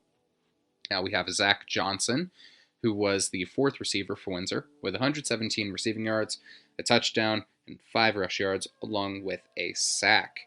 They're only graduating 5 of their top 13 tacklers. You got Grayson Lewis, who had 98, 11 tackles for loss, which was 2nd on the team as well, with 2 pass deflections, a forced fumble, and 2 fumble recoveries. You have Trevor Villalpando, he had 89 tackles, 4 tackles for loss, and had a fumble recovery. Trey Batts had 73 tackles, 2 TFLs, an interception, and 7 pass deflections last year. You got Braden Nichols. Nichols had 57 tackles, 3 tackles for loss, and both a forced fumble and a recovery. Josh Taylor had 56 tackles, 2 interceptions, and 11 pass deflections last year, making him one of the best in the state by numbers in terms of pass breakups. And then you have Jackson Harden, who had 49 tackles, 5 for loss, a hurry, and an interception in his final campaign. And also, just a quick note, 49 tackles on this team actually puts you outside of the top 13. It's just that number was so insane that I had to include him because gosh darn. Okay. In any case, looking at their returning players, Windsor is returning a lot of good pieces. So let's start with the guy under center, which is probably going to be sophomore Wyatt Gustafson. Wyatt Gustafson is a guy that stepped up when Garrett Sauer got hurt. I referred to him earlier. And as a freshman, he made his debut against Greeley West, where he had 17 yards on 5 attempts. But then he had to step up in the game against Loveland, where he had 19 yards. His real coming out party was the playoff game against Bear Creek. where I think his true potential shined, because he went 8 for 14 on 154 yards. He had a pass touchdown and a QBR of 119.3. Now, that was over half of his pass yards for the season. He had 250 for the 5 games he played, but he also had 8 aggregate rushing yards for the season. But he was really good against Bear Creek, and that's a team that I'll talk about them later. They had a really solid defense, and I can honestly see him making a leap in his sophomore year with a full off season, first of all, to adjust to the system, and then he'll have the full year to develop that chemistry with his guys that he didn't have before. He has a good frame. He's 6'2", and I mean, honestly, he just needs to fill out a little bit at 160, because I mean, if he's going to be able to break any sack attempts, he needs to be able to power through that. And right now, at 160 pounds, I'm not quite seeing that, but I think that he's going to have a most improved playmaker type of season. Then we have Kyle Phelps, who I think is kind of intriguing, because he only played in that game against Erie, had 2 carries, and then had 81 rush yards and a touchdown in that game. I have no clue what happened there, but it does make him their leading returning rusher, ahead of Brady Lichtenberg, who had 49 rush yards in 5 games last year and is the second leading returning rusher. Then we have the Wizards' Seldom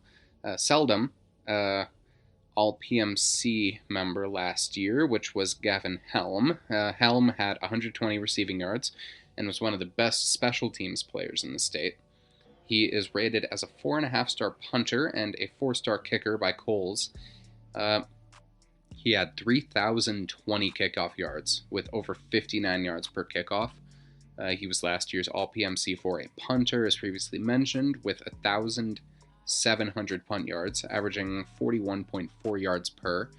He went 32 for 36 on PATs, but only 1 for 4 on field goal attempts. However, that field goal he did make was from 50 yards out, so he does have range.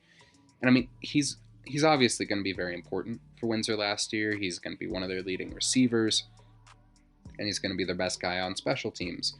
So it's going to be very important that he stays healthy if this team's going to be able to convert when they need to. Then we have Trip Thomas, who had 84 aggregate yards between rushing, receiving, and kick return last year. Yet another Thomas. I don't know if he's related, but I just think it would be kind of funny if he was. Trip, no offense. I just think it would be funny if you were related to Jaden or Chase. Then we've got Brock Paquette. He has a lot of potential, because last year he had 143 tackles, 3 tackles for loss, an interception, a pass deflection, and 2 forced fumbles. That 141 tackles mark is among the best in the state.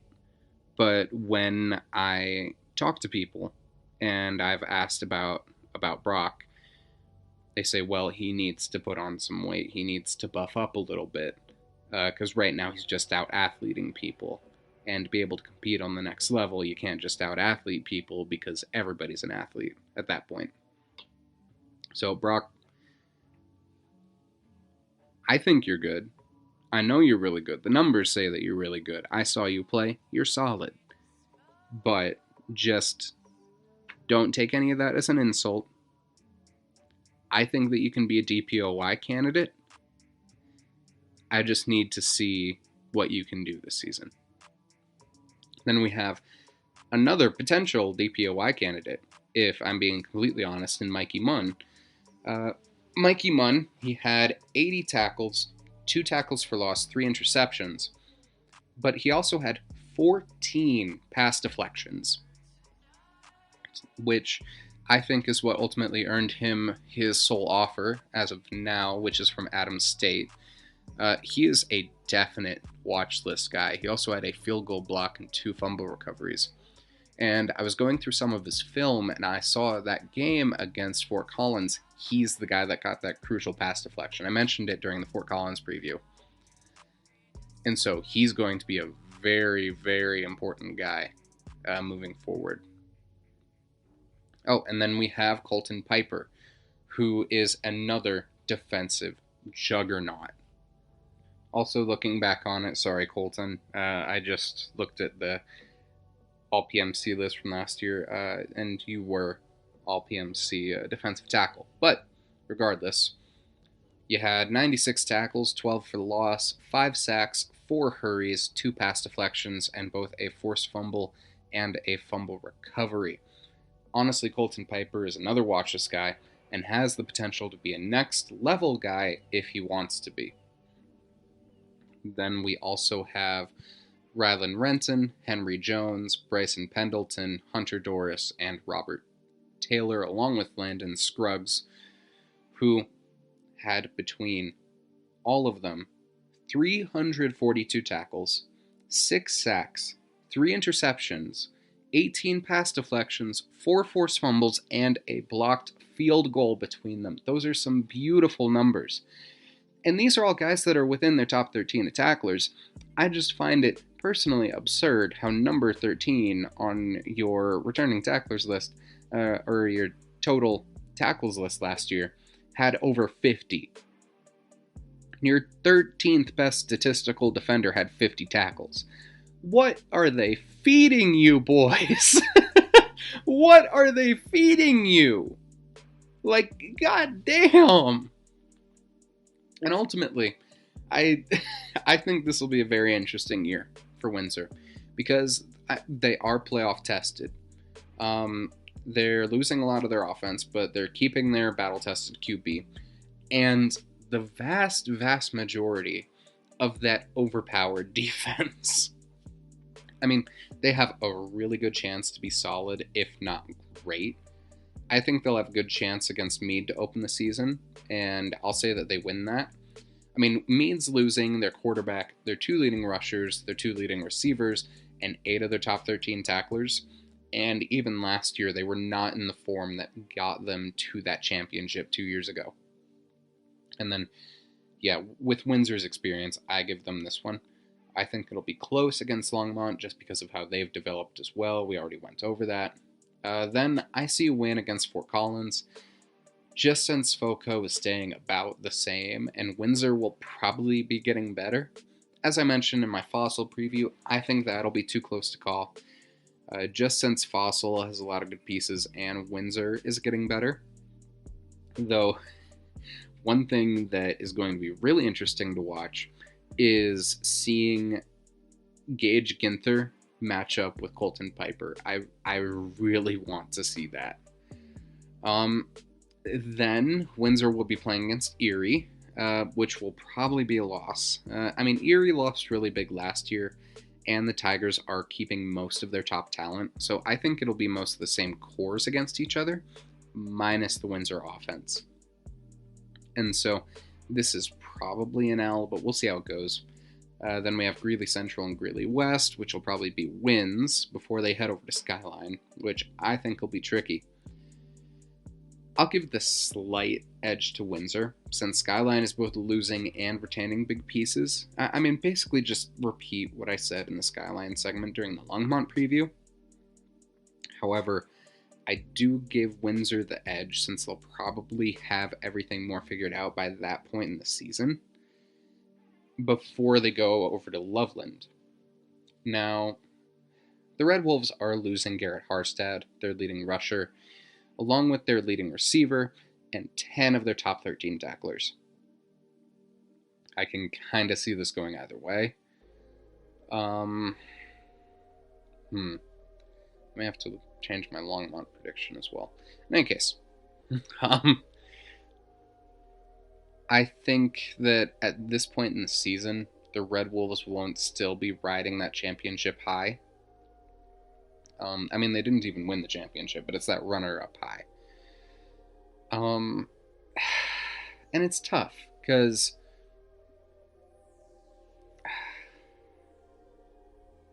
Yeah, this one will be really tough. Then we have Grand Junction Central. GJCHS went 3-8 last year, but they had some good performances against good teams, make the playoffs. They only lost to Windsor by a score, which was powered by Devin Hickey, and Jackson Gaughan. They are losing all-PMC tight end Cash Walker, who was a 3-star in our top 5 seniors list, along with their QB, 3 leading rushers, their 4 leading receivers, their punter, and 10 of their top 13 tacklers, both of the players who had sacks, and 4 of the 6 who had an interception.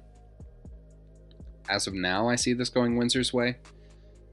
And honestly, looking at the playoffs for Windsor, I can see them, if the chips fall right, making a push into the Elite Eight. Maybe even to the championship. I mean, they haven't been there since the Brad Peoples era, but honestly, looking at their schedule, I have a minimum of 6-4 and a maximum of 9-1. With the only loss that I really can say is certain on the schedule being against Erie. So Windsor I feel pretty solid about. And then we go over to Bear Creek, who has met Windsor for the past 2 years in the playoffs. Last year, Bear Creek, they went 6-4 in the regular season, 0-1 in the playoffs. They went on a 4-game win streak to start the season against Lakewood, Greeley West, Kennedy, and Thomas Jefferson, before losing to Fruita Monument 31-27, losing to Golden 27-12, and losing to Dakota Ridge, before winning against Grand Junction and Standley Lake, losing to Ponderosa, and then losing to Windsor in the first round of the playoffs. However, they were without Adrian Rico. I'll explain that in a second. So they had a good season. And as I said, they were pretty solid throughout the year. They did lose Rico, who was 7th in Colorado in pass yards, to injury. But I honestly think that Jojo Hernandez filled in pretty well, which I'll cover again later. And so now let's go over what Coach Matthew Steinfeld will have to replace next season, starting with Steve Campos.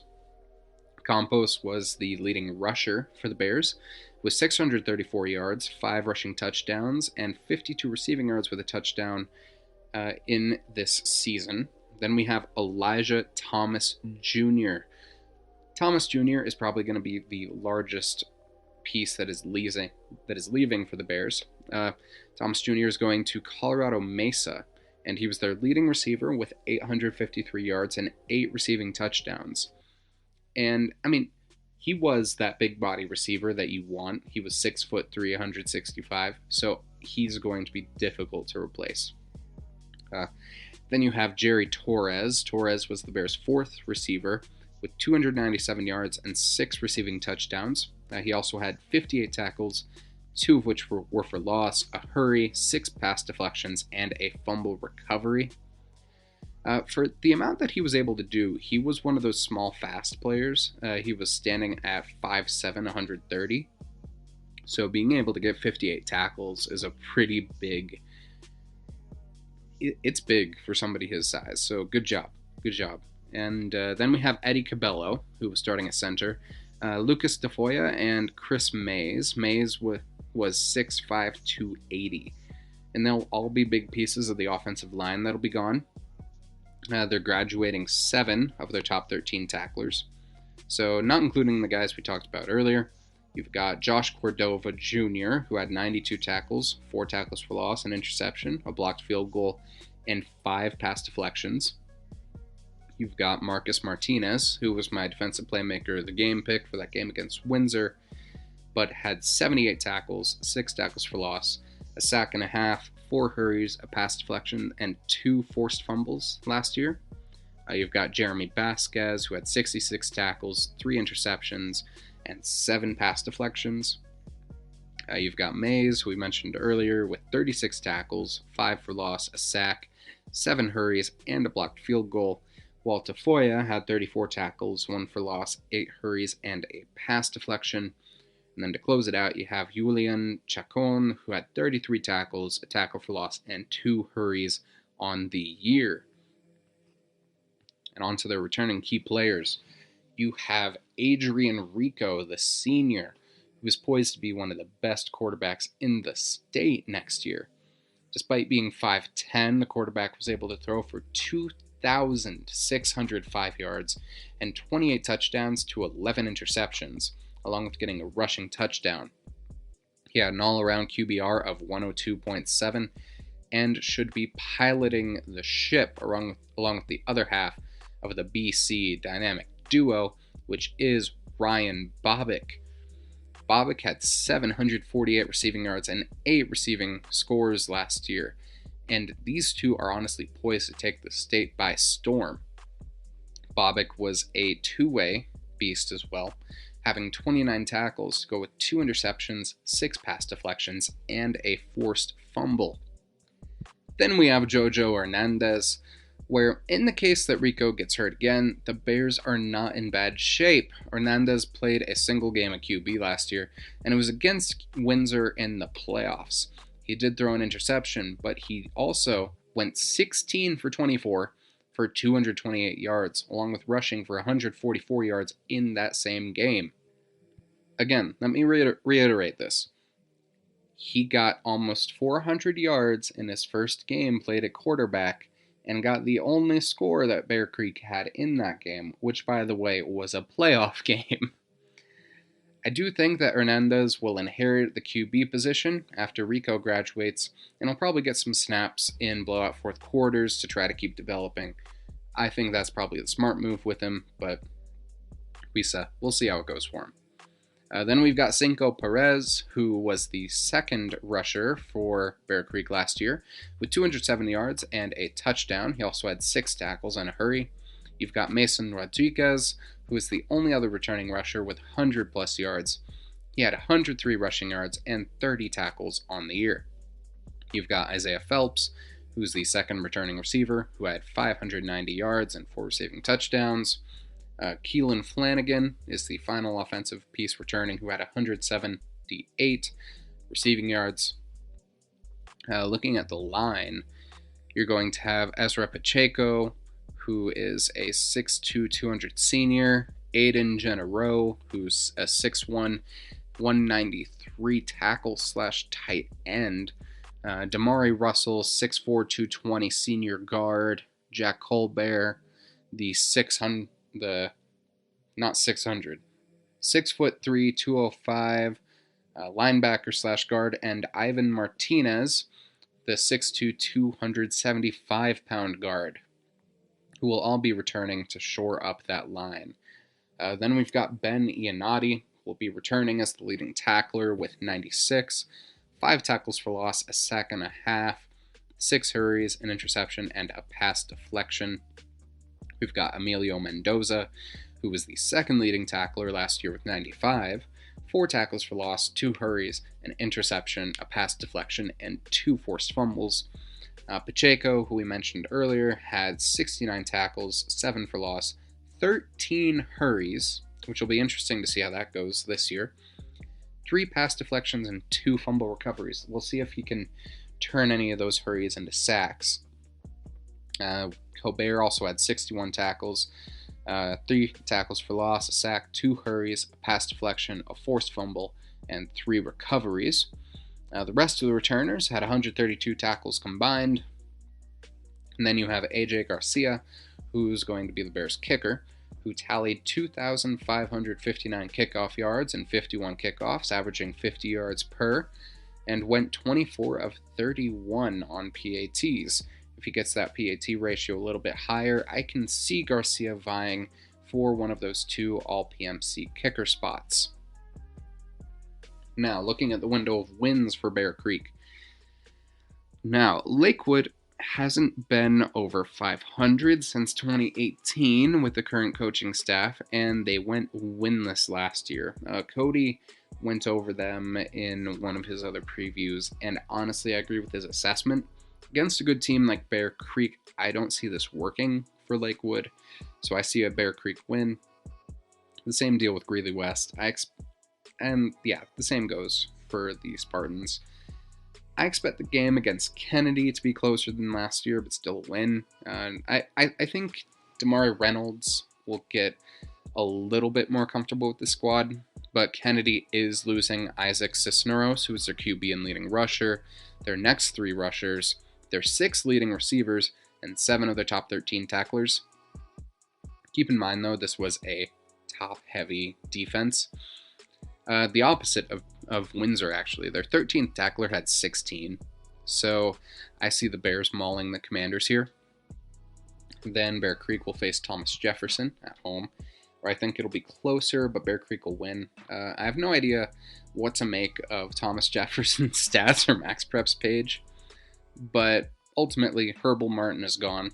Dimitri Haralambopoulos, I hope I said that right, will likely improve, but as a starting QB, he only had 194 pass yards last year, less than Jojo Hernandez had in the one game against Windsor.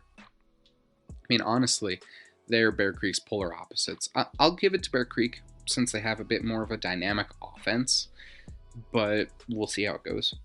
Then we'll get to the league part of their season, I believe, where we have Fruita Monument, which I think is going to be closer. They are graduating their QB, but I mean, it's not like it's Columbine's QB, but they're a run-heavy team. The more important loss is Luke Bennett and 9 of their top 10 tacklers. I think this will give Bear Creek the edge. Just going to go back and look at that game. Yeah, they only barely lost to that Fruita Monument team last year, and with them losing 9 of their top 10, I don't see that going well. Then they'll be going over to Golden, where despite the Demons losing Giselle Riley IV, they do have a good QB lined up in Kalen Hufford, who went 21 of 36 last year.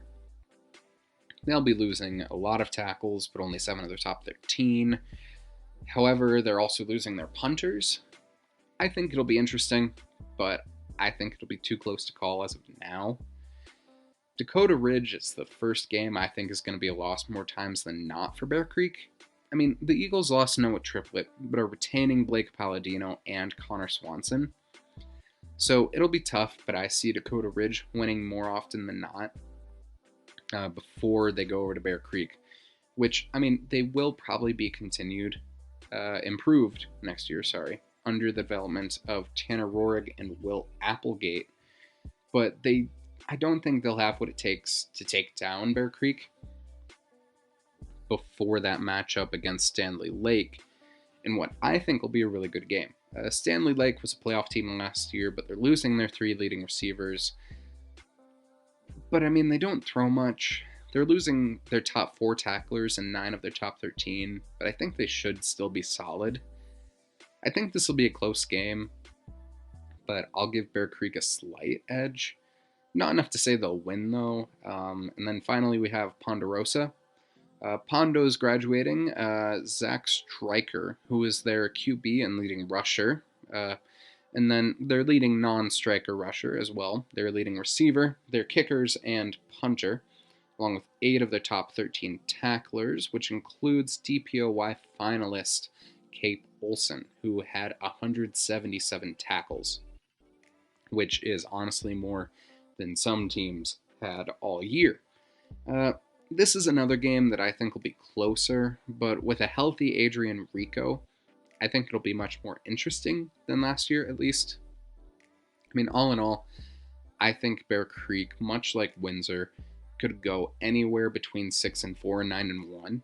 That 9-1 is the result of the biggest boom possible, though, and I think the more realistic result is closer to 7-3. Between Golden, Stanley Lake, and Ponderosa, I think they either go 2-1 and 1-2 in those, but I mean, that's what the window of wins is for. Ultimately, good luck, Bears, and on to the next, Prospect Ridge Academy. Before I begin, I would like to say hi to all my people from Prospect Ridge that are listening to this. I like you guys. You seem like good people, and I really hope you do well this season. Know that I am not saying any of what I'm about to say out of malice. I'm just saying it as I see it. And shout out to my guys Chase and Luis. Y'all are cool dudes. Now, onto the body of this. I feel bad for Prospect Ridge. Only once in the past 7 seasons of their existence have they had more than 2 wins. And that was their second year where they had 3. And I really hope they turn it around this year, because last year was not it. They opened the year with a loss to Arvada and then Faith Christian before playing the Timnath Cubs in week 3, and they won that matchup 21-3. They then went winless for the rest of the year, where the only game they were in was Manitou, but I was there, and the reason they came back was because Manitou's JV was in the entire second half. So I honestly don't kind of count that. They lost against Bennett, Wellington, Valley, Davelin, and Platte Valley to close out Mike Storr's 6th season as head coach. I really hope that Platte Valley can put it together this year. But let's take a look at what Coach Storr has to replace entering year 7.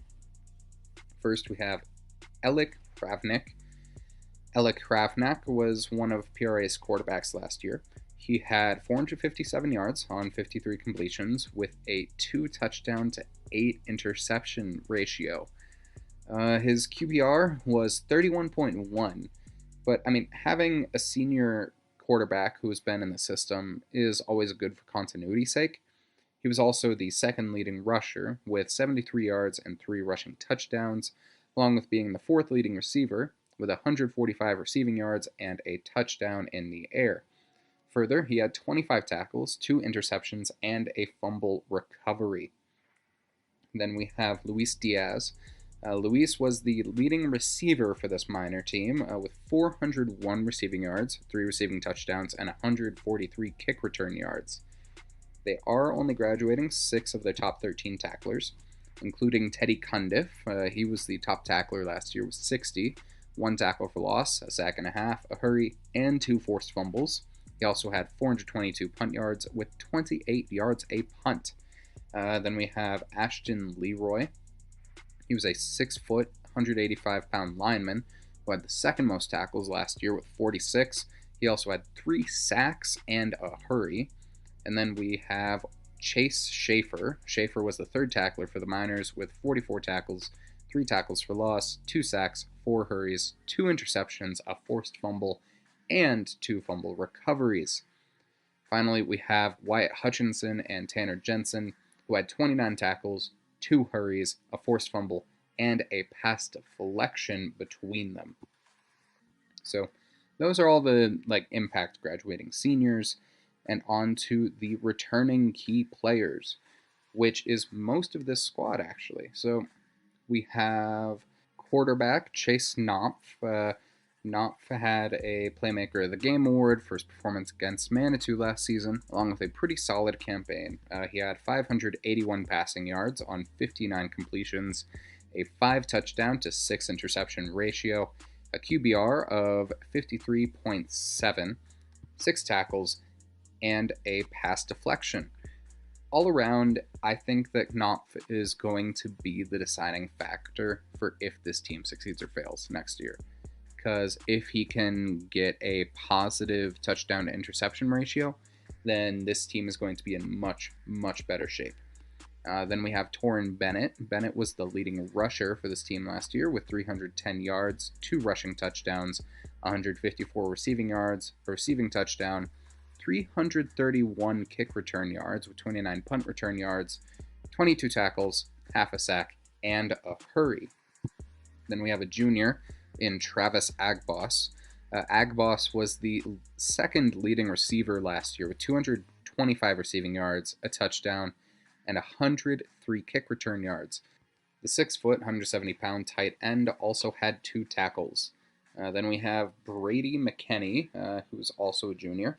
McKenney had 44 tackles, 6 tackles for loss, 2 hurries, a pass deflection, and 2 fumble recoveries for 85 yards. McKenny also had 440 yards on 20 kickoffs for an average of 22 yards per kickoff, and he had 6 punts for 140 yards. Then we have another junior, Vicente Aguilera.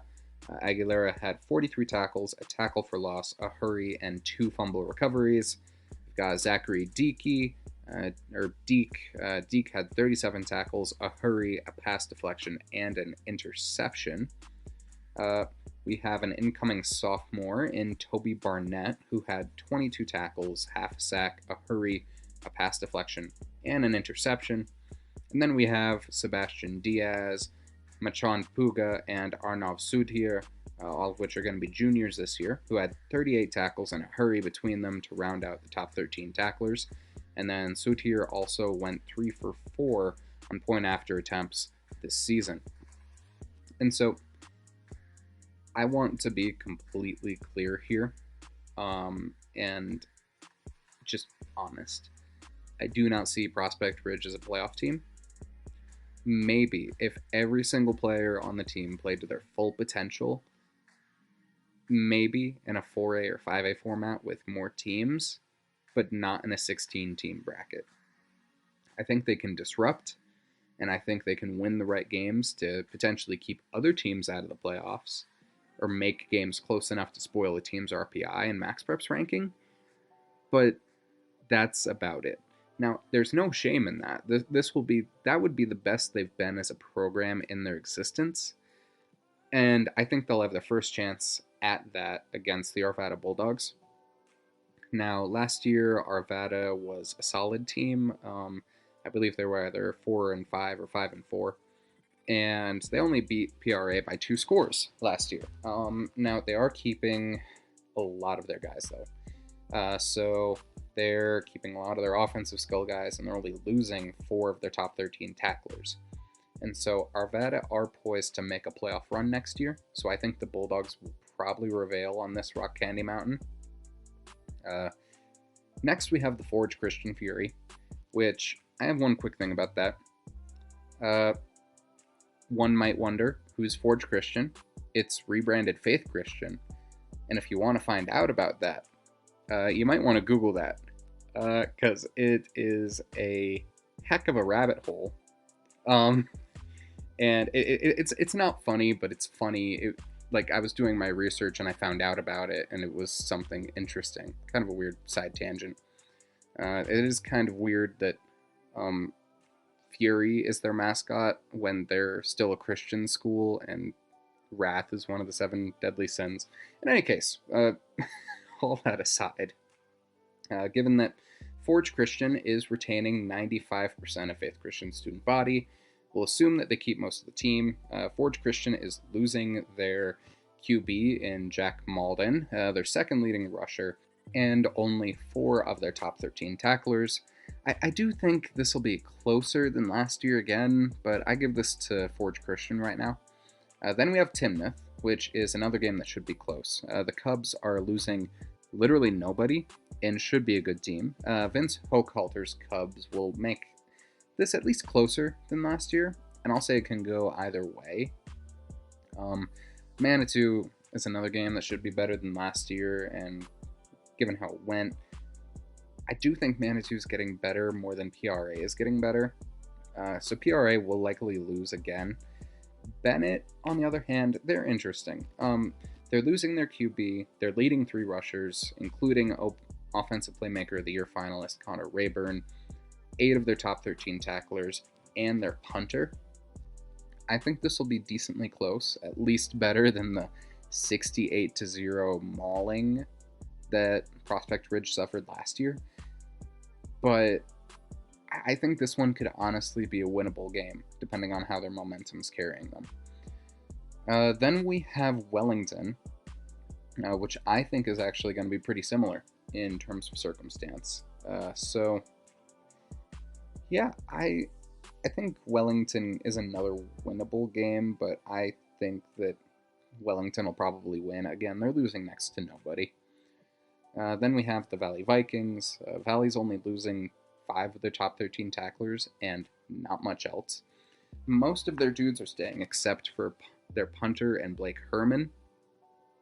And given how bad Valley beat PRA last year, I do not see this going particularly well for the Miners. And then they're going to be playing to Evelyn, which they are losing a lot more. And here I think they could sneak another win. I could see them pulling a surprise win here. Because they're losing the Bushlack brothers, Gabe Jackson, Aiden Morris, and 6 of their leading tacklers. I do think this will be a much closer game than last year, and depending on how the chips fall, I see a couple of worlds where PRA pulls a win. And then to close out the season, they'll be playing against Platte Valley, which, depending on how Platte Valley's season goes, because I'll talk about them later as well, because I see 2 potential seasons for them. I couldn't see that being another closer game. The Broncos are losing Logan Cogburn, 5 of their top tacklers, Ethan Johnson and Justin Fanbecker. So ultimately, this highly depends on how Howdy Johnson develops, if he's able to stay healthy. And then I think this could swing either way, where depending on how Platte Valley's season is going, we could see like a Kenny Lofton Jr. scoring 42 points, and Prospect Ridge pulls out a win. So ultimately, I feel bad saying this. Like, I don't want you guys to have a bad year. I don't want you guys to think I want you to have a bad year. This is just looking at the guys you have and how this team did last year. And honestly, this could be as low as a 0-win season and as high as like 3 or 4 wins. And those 3 or 4 wins are against like kind of okay at best teams. Please remember that this isn't hating, but like looking at it, Timnath, see how Bennett's season goes, Devlin, and see how Platte Valley's season goes. I think the most realistic is either another 1-8 or 2-7 season. Like, I want you guys to prove me wrong, but looking at it, that's just how I see it right now. So, best of luck to everyone at Prospect Ridge up in Broomfield. I hope you have a good year, but that's just how I'm seeing it. All right, then we have Flatirons Academy. Last year, the Bison were able to go 7-2. They went 0-1 in the playoffs. As a 16 seed, they met Lyman first round, so you can probably guess how that went. And honestly, this year was a return to form for the Flatirons Academy Bison, getting back to the playoffs after missing them after making the championship back in 2021. They opened the season with a close loss to the Colorado Springs Christian Lions before winning convincingly against Black Canyon. They then won by forfeit for the first time of 2 this season against Jefferson. These 2 forfeit wins are what makes it kind of surprising they made it into the playoffs, but that's beside the point. They were then wrangled by the Denver West Cowboys 14-10, bounced back against the Pinnacle to begin league play. They beat Manual handily before winning by forfeit over Sheridan, and then they beat Highland in an absolute overtime thriller and beat Estes Park the following week to secure the 16 seed and the honor of getting whooped by Lyman in the first round. Now let's see what the Bison are losing heading into next year and what all around they're going to need to make up for. First, we have Nolan Shepard. Shepard was the starting quarterback for the Bison for most of the season. He had 324 pass yards on 21 completions with a 37.5% completion percentage. He had 2 pass touchdowns to 3 interceptions and a QBR of 47. Shepard also had 798 rush yards, 14 rush touchdowns, 26 tackles, 3 for loss, an interception, 3 pass deflections, and a fumble recovery.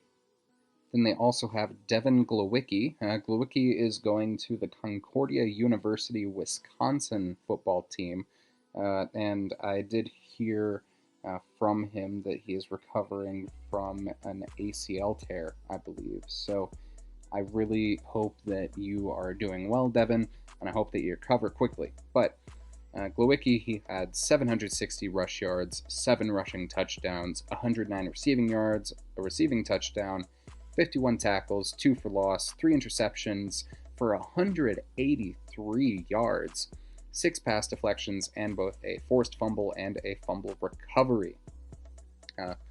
Then we have Michael Kingery. Kingery was the other starting QB for the Bison with 124 pass yards, a passing touchdown, an interception, and a QBR of 116.7.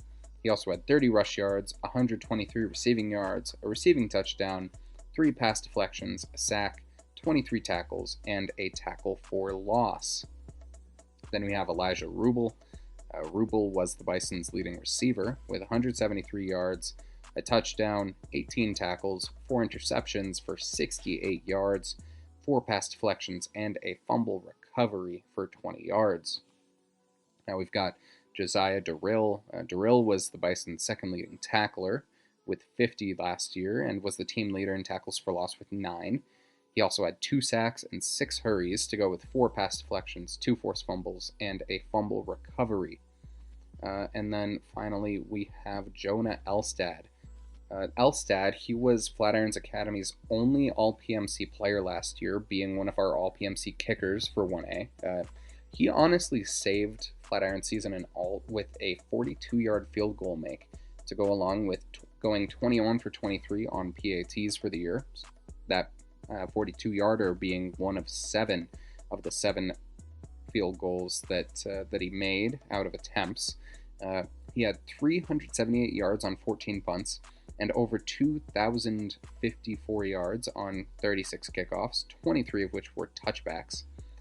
Elstad averaged over 57 yards per kickoff, which has him in the top 15 in kickoff average in the state. And honestly, if he wasn't already committed to Colorado Mesa for soccer, I think he'd be a good college kicker. And then Durrill was also the starting center. And yeah, those are all 6 of the graduating seniors. So they aren't losing too much in terms of roster numbers, but in terms of the amount of production that the Bison are losing, they're losing a lot. And so let's look at their key returners. So you have Elijah Rika, who's going to be a sophomore, who's going to be the leading returning rusher, who had 117 rush yards last year. Then you have a junior in Noah Evans, who's going to be the leading returning receiver with 55 receiving yards, 64 kick return yards, 11 tackles, an interception for 32 yards, a pass deflection, a forced fumble, and a recovery. And then you've got Rex Beck. Beck had 37 rush yards, 46 kick return yards, 37 tackles, a tackle for loss, an interception for 7 yards, a pass deflection, and a fumble recovery. Judah Burgess, he's another junior who had 17 rush yards, 17 punt return yards, 37 tackles, a tackle for loss, 2 interceptions for 36 yards, and 4 pass deflections. And then, continuing with the roster review, we have the Osterman brothers. Stephen Osterman, who's the elder of the two, he's a senior this year. He had 25 tackles, 4 tackles for loss, a sack, a hurry, and 2 forced fumbles. Then we have Sean Osterman. So he's actually the larger of the 2 brothers, but he had 14 tackles, 2 for loss, a hurry, a forced fumble, and a fumble recovery. Then we have Jackson Hengst. Hengst had 21 tackles, a third of which were for loss, 2 sacks, 3 hurries, 2 forced fumbles, and a fumble recovery. We've got Parker Wilson. Parker Wilson had 14 tackles, half a sack, 2 hurries, and 2 fumble recoveries. And then we have Ryan Coulter. Coulter was the team's sack leader with 3. He had 13 tackles, a pass deflection, and a fumble recovery. And then we have a senior in James Broadworth, who should be one of the Bison's top returning linemen at 6'2", 180. Tackles play is going to be really integral to the success of the next QB in Westminster, along with the Osterman brothers and Luis Mandel. So looking at their schedule this year, one thing is for sure, and that's that Flatirons cannot rely on 2 forfeit wins again this season. First, they're going to be playing Colorado Springs Christian. The thing is that despite the Lions' Cinderella run to the Final Four last year, which they should be proud of, I do not see them beating Flatirons. CSCS is losing more, and I'm not sure how they're going to fill in for DPOY winner Nathaniel Tennyson. Although the Lions have Jace Velasquez for 2 more years, they're losing their top 3 rushers, their top 4 receivers, 11 of their top 13 tacklers, 11 of 15 players that had tackles for loss, their top 6 guys with sacks, every player with an interception, and both their kickers and punters for good measure. I mean, that is a lot of production that's crossing the stage.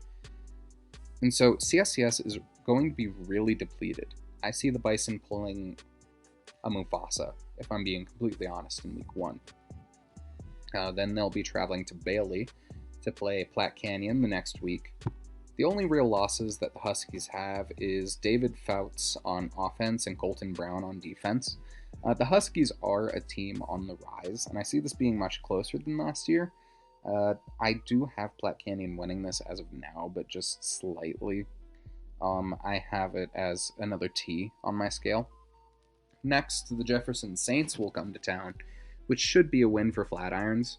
Despite the ascension of Demetrius Martinez, the loss of players like DPOY finalists Sebastian Torres, Usher Payne, and Damian Worthy means that Jefferson, an already struggling team, will have to rely much more on young talent. And this is a team that might contend next year or the year after, but probably not this year. Then comes Denver West. Denver West was a score away from winning 3 games, 3 separate games, which could have had them at 5-4 instead of 2-7. However, they did go 2-7, leaving their young core, I believe, hungry. Only one player who touched the ball on offense, Carlos Suazo, is graduated, and only 4 of their top 13 tacklers have graduated. And I do think the Denver West is trending up, and so I'm not sure that Flatirons is going to have enough to match them here, especially given that Denver West was able to edge them last year. Next, we have the Wolves of the Pinnacle, another team who only won 2 games last year, one of which was a forfeit. Further, they're losing their quarterback, their offensive playmaker of the year finalist, Noah Estes, and 8 of their top 13 tacklers. As such, I'm not sure if the Pinnacle will win this one, especially given what happened last year.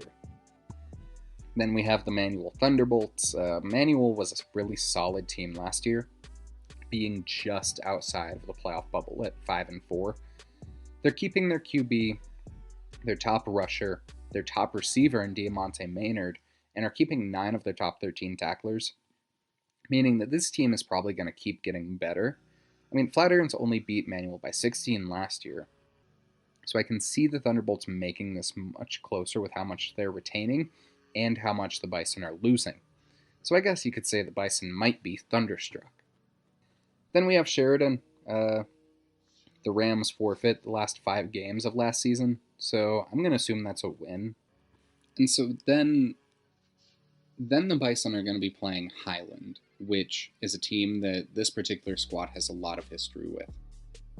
So the past 2 years, the games between the Bison and the Huskies have been a slugfest, and ultimately have been determining who gets a spot in the playoffs. However, much like Manual, Highland is only really losing one piece in their skill offensive positions in Josh Delaney and All-PMC lineman in Wyatt Woods, and 1 of their top 13 tacklers. I see Highland as a vastly improved team next year, so I see the Huskies mushing the Bison when it comes down to it. Because the Bison needed every ounce of what those seniors had last year. And without those guys were the main difference makers. So I see Highland retaining a lot more of their dudes. And then finally, we do have the Estes Park Panthers. Estes Park went 7-2 and somehow missed the playoffs last year, which means that they are going to be really hungry. Estes Park is likely to be another contender for state in this league alone, because they have 1A MVP finalist Ryland Reitz, the Opoi finalist Jose Gonzalez, and they're just gearing up for another run. They're retaining 270 tackles, 6 sacks, and 8 interceptions. And I do think that this is going to be a game that Flatirons drops. Worst case scenario for the Bison, I see this team going 4-5. Best case, this is going to be a 6-3 season. I think 5-4 is much more realistic because looking at the games against Platte Canyon and Manual, I think they go 1-1 in that. I don't think they lose both. And so ultimately, best luck to the Bison. I hope you're having a good summer, and I can't wait to see what you do next year. Hope you have a good one, and on to the Highland Huskies. So, last season was a bit rough for the Highland Huskies. They very well may have been just a score and a field goal away from the playoffs due to seeding rules when it comes to who wins a league, but they were also pretty far outside of that bubble if you ignore the context of a league championship. They opened this season on a 0-4 skid against eventual state runner-up Ray and 1A DPOY finalist Tel Wade. Then they went up against 2A MVP Cash Altschwager and the Wellington Eagles, then the Kent Denver Sun Devils, and then second round appearance University Bulldogs, who honestly were pretty solid last year. They then upset the heavily favored Estes Park Panthers and Ryland Reese, which did give them a big boost in their RPI, before winning by forfeit over Sheridan. They beat the Pinnacle in an extremely low-scoring game, before falling to Flatirons Academy in what was honestly my most entertaining game of the season, and the determining factor behind who in 1A League 6 made the playoffs. The Huskies still had a chance, but they did lose to Manual, and they lost to him by a safety, and their season ended there. Since October, when they ended their season, 3-6 is how they ended their season, they have also pulled over an assistant coach from the Eaton Reds, Daniel Ailman. So, Eaton is a very, very winning program, so it will be interesting to see what Ailman does for this honestly just solid squad. So, looking at what Ailman's going to be losing heading into next year, they are only graduating 3 seniors. 3 that had stats and that were pretty notable. I know that one of the Steinke brothers is also graduating, but they didn't really touch the field much. So, first, we have Josh Delaney, who was the second leading rusher for the Huskies last year with 195 rush yards, a touchdown, along with 140 receiving yards and a receiving touchdown. He also had 65 tackles, 3.5 for loss, 2 pass breakups, and a fumble recovery to go with 107 kick return yards. Then we have Carter Jennings, who was the leading tackler for Highland last year with 81, 8 tackles for loss, 3 sacks, and a pass deflection. He was also starting on the offensive line. And then we have Wyatt Woods. Wyatt Woods was Highland's sole All-PMC player last year, largely due to his grit and dexterity. He did miss 2 games with a broken arm, but he played a decent portion of the season, especially the game where he caught my eye was that Flatirons Academy game. And he, with that cast on, blocked a punt. And then he was just, his grit and determination was just insane. He ultimately had 36 tackles, 10 of which were for loss, 2 sacks, a hurry, and was the team's kicker with 669 yards on 19 kickoffs, which is quite nice. And so those are the graduating seniors, all 3 of them, which I think their loss is going to be felt, but they're not the worst players in the world to lose. They're all really, really good, and they're all skilled guys who made their impact felt.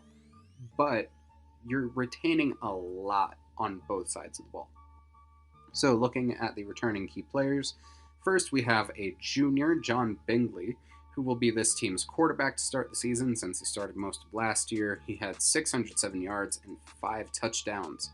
But I hope his decision-making improves because he also threw 9 interceptions, which contributed to his QBR being 43.6.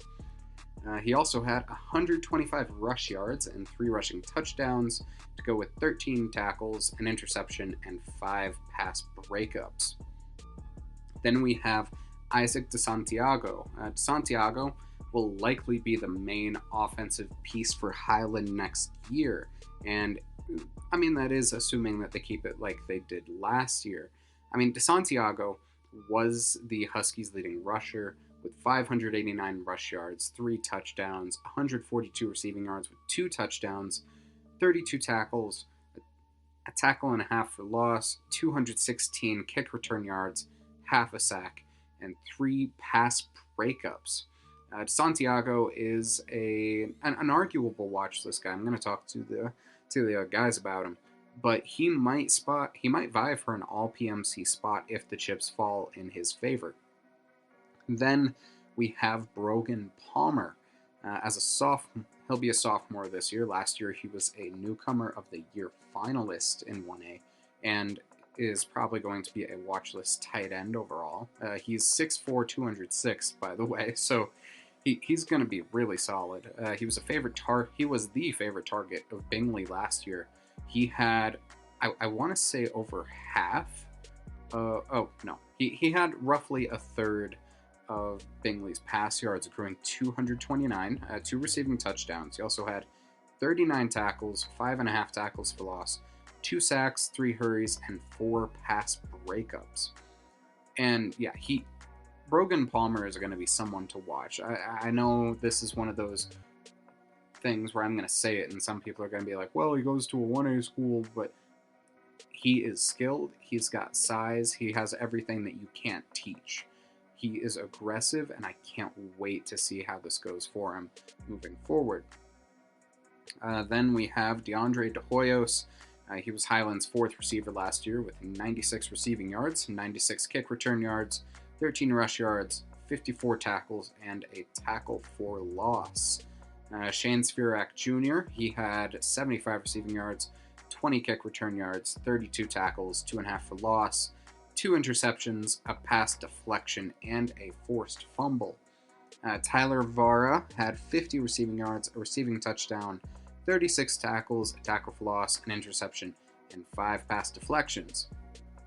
Then going to guys who were strictly defense, we have Iris Sittner, who will be the leading returning tackler and the kickoff guy for the Huskies next year. He had 67 tackles, a tackle for loss, and a half a sack, 2 hurries, 2 pass deflections, fumble recovery, and 238 yards on 6 kickoffs with an average of about 40 yards per. Then we will have Dante Palmer, who will be the top returning pass rusher with 3.5 sacks, 4 hurries, 32 tackles, and 4.5 tackles for loss. Hunter Dyer Lopez, DJ Rogers, both of those guys are juniors. Jacob Delaney, he's a senior, but those 3 share 10.5 tackles for loss between them. Dyer Lopez had 8, 64 tackles, a sack, 5 hurries, and 2 forced fumbles between them.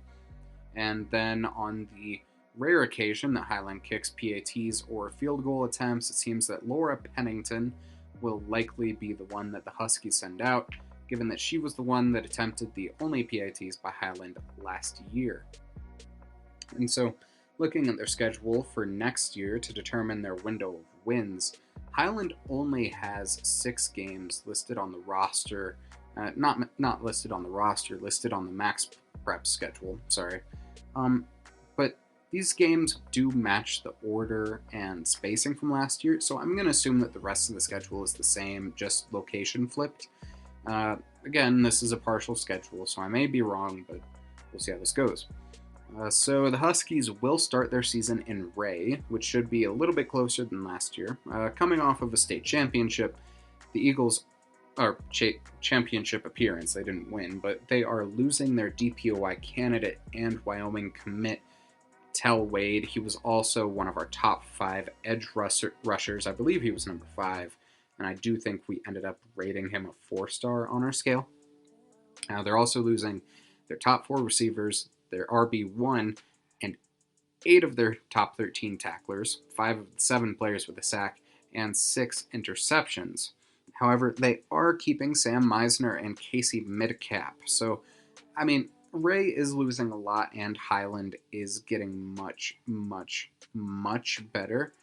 However, I mean, looking at their schedule from last year and how bad they lost this, I mean, when you're looking at a contending team that was in the state championship that beat you 46-0 last year, it'll take a lot to win that game. So I think that Ray wins this as of now, but it could be close and Highland might be able to win. But Ray wins about 60% of the time. Wellington is going to be weird. And that's because they're losing only one player, and that is a guy who would come in and kick for them sometimes. And that's because he was an exchange student from Spain. So, I mean, this will be a close game as well. But I think with Tanner Gray having time to develop his arm and Cash Altschwager is only going to keep getting better, I do see the Eagles winning this matchup. And then we have Kent Denver, which I think if Highland hasn't gotten a win by this point, this will be their first. The Sun Devils are losing 9 seniors and were, to put it nicely, hot mid last year. So I see the improved Huskies taking them down pretty easily. I mean, especially because looking at the score from last year, yeah, that isn't the best, but I mean, also Kent Denver isn't inputting any stats, and a team that doesn't input stats and has a losing record like that, I see as kind of being lazy. And lazy teams don't often pick up wins against teams like Highland, which I know are bringing in championship talent and only getting better. So, I see the improved Huskies winning. Then there's University, which will be tough, since they did win a playoff game last season. On offense, the Bulldogs are retaining almost everyone, but their receiving core, a bunch of their receivers are graduating, and they're keeping a lot of defensive pieces as well. I think I see this, I hate to sound like a broken record, but this will be closer than last year, but not close enough to call it a win. But, I mean, then Highland has a good strength of schedule. They are playing some tough teams, and they're playing a bunch of two-way teams. Like, they're playing Ray to start the season, which, even scoring like 2 touchdowns will be an RPI boost. Wellington, you score a couple there, that'll be an RPI boost. Kent Denver, I think you win that. University, they're a traditionally strong two-way program, RPI boost if you can do well against them. So they're going to have a good strength of schedule. Then here's where I think they're going to carve their road to the playoffs and where they're really going to test themselves. And where I think Highland might show themselves as being a potential contender if they do it right. So they're going to face Ryland Reitz and Jose Gonzalez's Estes Park Panthers at home to open their league schedule, where I think they have a chance to repeat last year's win. I mean, this is due to the Huskies' continued improvement. However, similar to the Huskies, the Panthers aren't losing that much, so I'll call this a swing game. It'll be entertaining regardless, but I think Highland's going to have a pretty good chance there.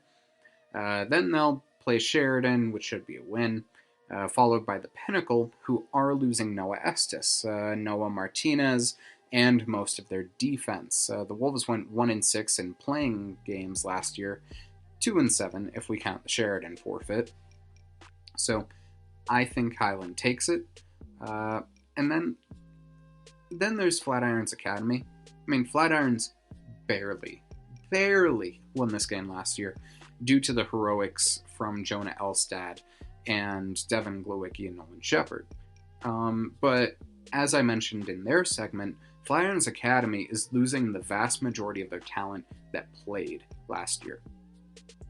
And meanwhile, Highland are retaining a lot of that talent that are the reason they were in that game to begin with. So I think Flatirons are going to get herded back home before closing the season against Manual. And now, Manual is another team that just barely beat Highland last year. And even though Manual is losing almost as little as Highland, I can see it going either way. I mean, regardless, I see the team that that wins this matchup going to the playoffs. And I mean, Highland does have a weird schedule, and honestly, with the swing games that they have against Estes Park, Flatirons Academy, and Manual, they might go as little as 3-6. And however, I see more realistic is either 5-4 or 6-3. They're going to be a much improved team, and the worst I see them doing against Estes Park, Flatirons, and Manual, I see them winning at least one of those games. However, I do think they'll win 2 of those. I can't say which 2. So I think they'll go 2-1 in that span, maybe a 5-4 record. But here's where we start to get to some, like a little mini rant that I have.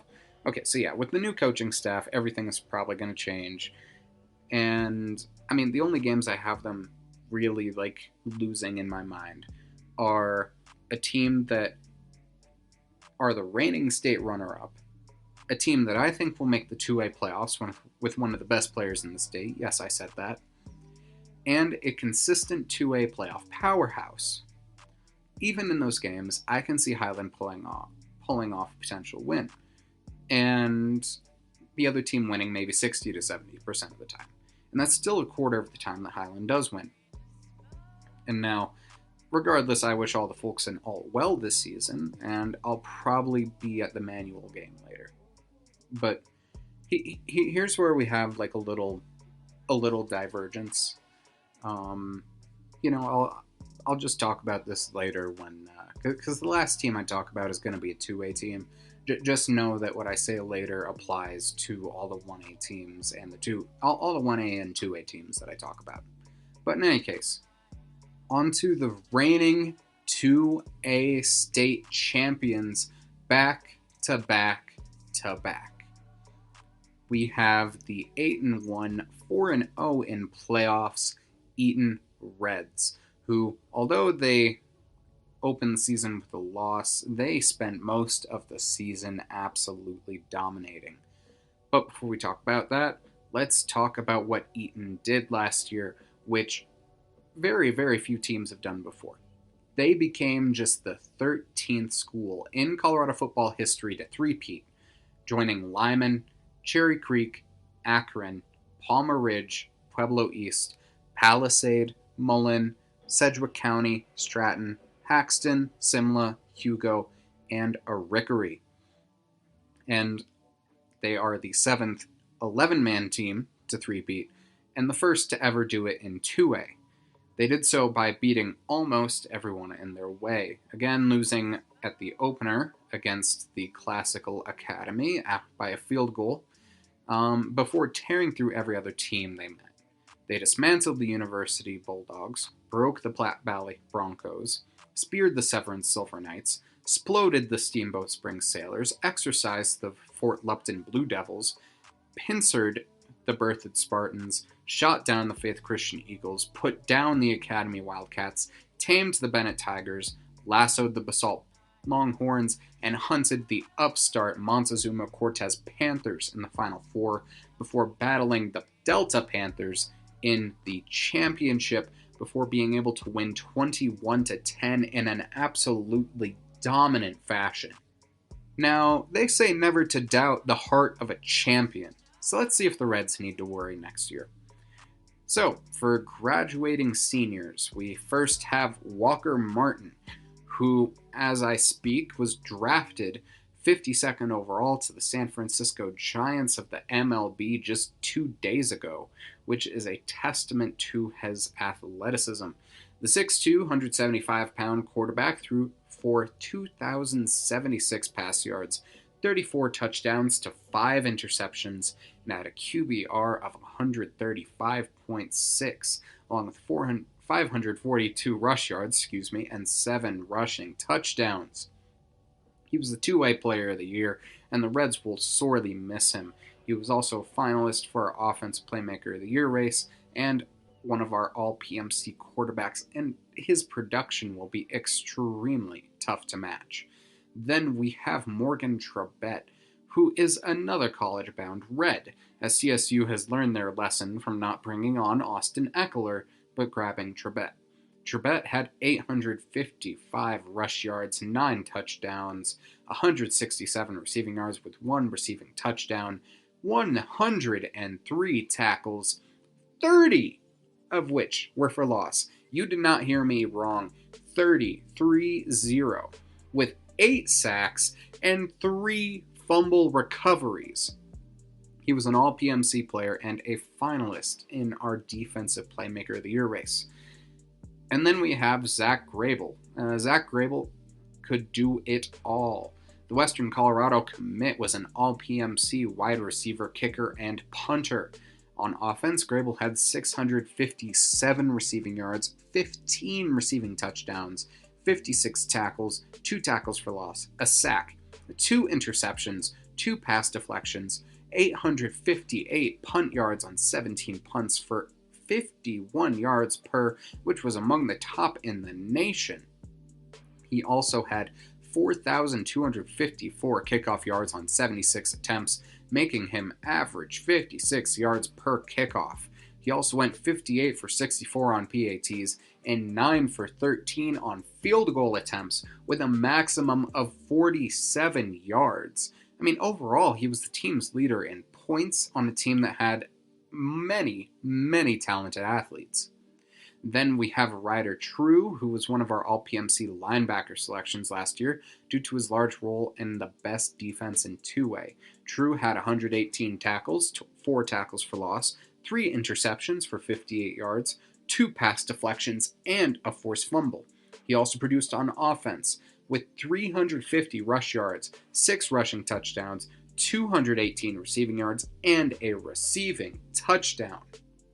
Then we have Tate Smith, who was the Reds' second leading receiver, with 429 receiving yards, 7 receiving touchdowns, 8 tackles, and 2 tackles for loss. Then we have Austin Martinez. Martinez was one of our All-PMC cornerbacks, with 8 interceptions for 50 yards, including a huge one in the chip, which we know there's a controversy around, but it was called an interception. We have to leave that in the past. He also had 2 pass deflections, a forced fumble, 25 tackles, 368 receiving yards, 5 receiving touchdowns, and 21 punt return yards. And then we have Trent Sahlberg, who was the last Red to be on an All-PMC team, again at cornerback. He had 7 interceptions for 150 yards, 4 pass deflections, 43 tackles, 106 receiving yards, and 3 receiving touchdowns. We've got Court Sanger, who was the Reds' 8th tackler with 36, 2 tackles for loss, 4 pass deflections, a fumble recovery, and 45 receiving yards. And then finally, we close out their graduating seniors, all the guys going across the stage as champions in Jacob Webster, Tyler Beers, Noah Ewell, and Gerald Hembry, who had a sack, an interception, 10 pass deflections, of which Hembry had 9, 55 tackles, and 9 tackles for loss between them. One of the best returning Reds is going to be senior D'Angelo Rosas, who was Eaton's second leading rusher last year with 571 rush yards and 3 rushing touchdowns.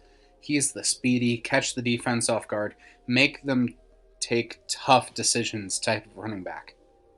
And then we have junior Connor Davey, who's the other returning rusher, with 182 rush yards and a rushing touchdown. And then we have Joey Blaskowski, who is the leading returning receiver and likely punter for Eaton, despite having limited snaps at both. Blaskowski had 7 games played, but had 41 receiving yards, 2 receiving touchdowns, and 1 punt for 54 yards, along with 6 tackles and an interception for 39 yards. Then we have Gunnar Clary. Clary is Eaton's leading returning tackler with 58, 11 tackles for loss, 3 sacks, a pass deflection, a forced fumble, and a fumble recovery. He also had 95 rushing yards and a rushing touchdown, and since he's at 6'2", 200 plus pounds now, it's sounding like he'll be filling Morgan Trebet's role. And then we have Zach Mask. Zach Mask is the Reds' second leading returning tackler with 57, 2 tackles for loss, 2 sacks, and a fumble recovery.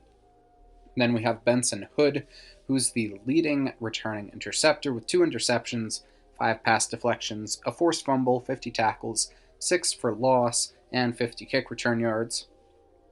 Then we have Cade Gentry, who will likely be the main guy returning on special teams. He had 215 kickoff return yards and 147 punt return yards. On the other side of special teams, we have Ryan Martinez, who looks like he may be the new kicker, as in the one kickoff he had last season, he got that thing 50 yards. Aiden Adams and Dawson Fogg are the other tacklers returning out of the top 13. Between them, they had 45, 5 tackles for loss, and a fumble recovery. Briar Barr is someone that should have an increased role next year. As a 6'1 defensive end, Barr started as a sophomore and should be starting to come into his own. They're also bringing back Caden Rigg, D'Artagnan Salazar, and Cesar Garcia on the line. And so, looking at it, this season will be an odd one for Eaton. With so many major players graduating and one of their lead assistant coaches leaving, it'll be hard to determine which games they'll win or lose, but I'll give it a shot. First is the game against the Classical Academy, which right now I am planning to be there for. The Titans were the sole loss of last season, but they are arguably losing more than Eaton did, which is really tough looking at their graduating seniors. But listen to this. They're losing their Opoy finalists, Ethan Aragundi, 2 of their other top 4 rushers, their top 5 receivers, their kicker, and 10 of their leading tacklers. Their only major returners are their QB, their second rusher, and their 6th leading tackler. They're losing more than Eaton, so I think that Eaton takes it, but it'll be really close. Then we have University, which is honestly really only losing their receiving core. I think this will be closer than last season, too close to call now, but I actually slightly favor University here. Slightly. 51 times out of 100. But then we have Platte Valley. The Broncos are losing Justin Fanbecker and Ethan Johnson, but they will be keeping Howdy Johnson for one more year, along with most of their defense. Now, I don't want to underestimate the Heart of Champions, but with the amount of players that Eaton is losing, it's tough to say they win this one, at least in the same manner they did last year. By the end of this game, we will see what Eaton's season is looking like. I say it's a close one, but I have Eaton favored enough to mark this as a W tentatively on the schedule. Following that, they have a matchup with the 3A Severance Silver Knights. The emergence of the Hoffman brothers makes this really tough, since Severance is a team on the rise. The Silver Knights are retaining a lot of their leaders in stats, but losing a lot of their seconds and thirds, making this hard to evaluate. However, I think that without their 2 All-State cornerbacks, Eaton will have a tough time containing Jeremiah and Jaden Hoffman, so I'll give this one to Severance. Next up is Steamboat Springs, where the Sailors were kinda hot mid last year, going 4-5, but they're losing their receiving core, their number 2 rusher, and their top 7 tacklers. Jesse Hamrick is rising to become one of the better QBs in 2A, but I'm not sure I trust the rest of the team enough to say they'll win over Eaton. After that comes Fort Lupton, where the Blue Devils are losing their quarterback, 2 of their leading rushers, 2 of their top receivers, despite keeping most of their defense and a good portion of their line. That makes them tough, but given how bad that loss was for Fort Lupton last year, and how much championship experience Eaton is returning, I'm not sure how I see Fort Lupton winning this as of now. It feels like Eaton kind of has their system figured out. Next up, we have Berthoud, who were a playoff team last year. The Spartans aren't losing too much on offense, only their leading receiver, and are only graduating 4 of their top 13 tacklers. This was closer than most of Eaton's games last year, and I can honestly see it going Berthoud's way. I think this one will be pretty close, but it could be an upset. Then come the Forge Christian Fire, who we talked about them a little bit earlier, but they were not good last year, going 2-7, but they're not losing too horribly much. They're keeping their top 2 running backs, 2 of their best receivers, their kicker, and 9 of their best tacklers. I think this will be a closer game, but I have confidence in Eaton to win this based on experience and the pressure that they will undoubtedly have at this point in the season. Finally, they'll face the Academy Wildcats. The Wildcats are losing All-PMC wide receiver Derek Reel, All-PMC linebacker Corbin Miller, who was also a DPOY finalist, MVP finalist Isaiah Elliott, and 9 of their top 13 tacklers. I think that with the Academy having lost that many pieces, it'll be close, but Eaton will pull out the win. This makes it a minimum of 6-3 and a maximum of 8-1. However, I will say that I don't know how this season will look. They have quality coaching, seasoned players, and dudes who simply know how to play. And I know that a lot of similar questions were asked last year, and he managed to win another championship, but they are losing so much. I do think they'll at least be a playoff team, but they're going to need luck on their side to make it back and repeat as champions for the 4th year in a row.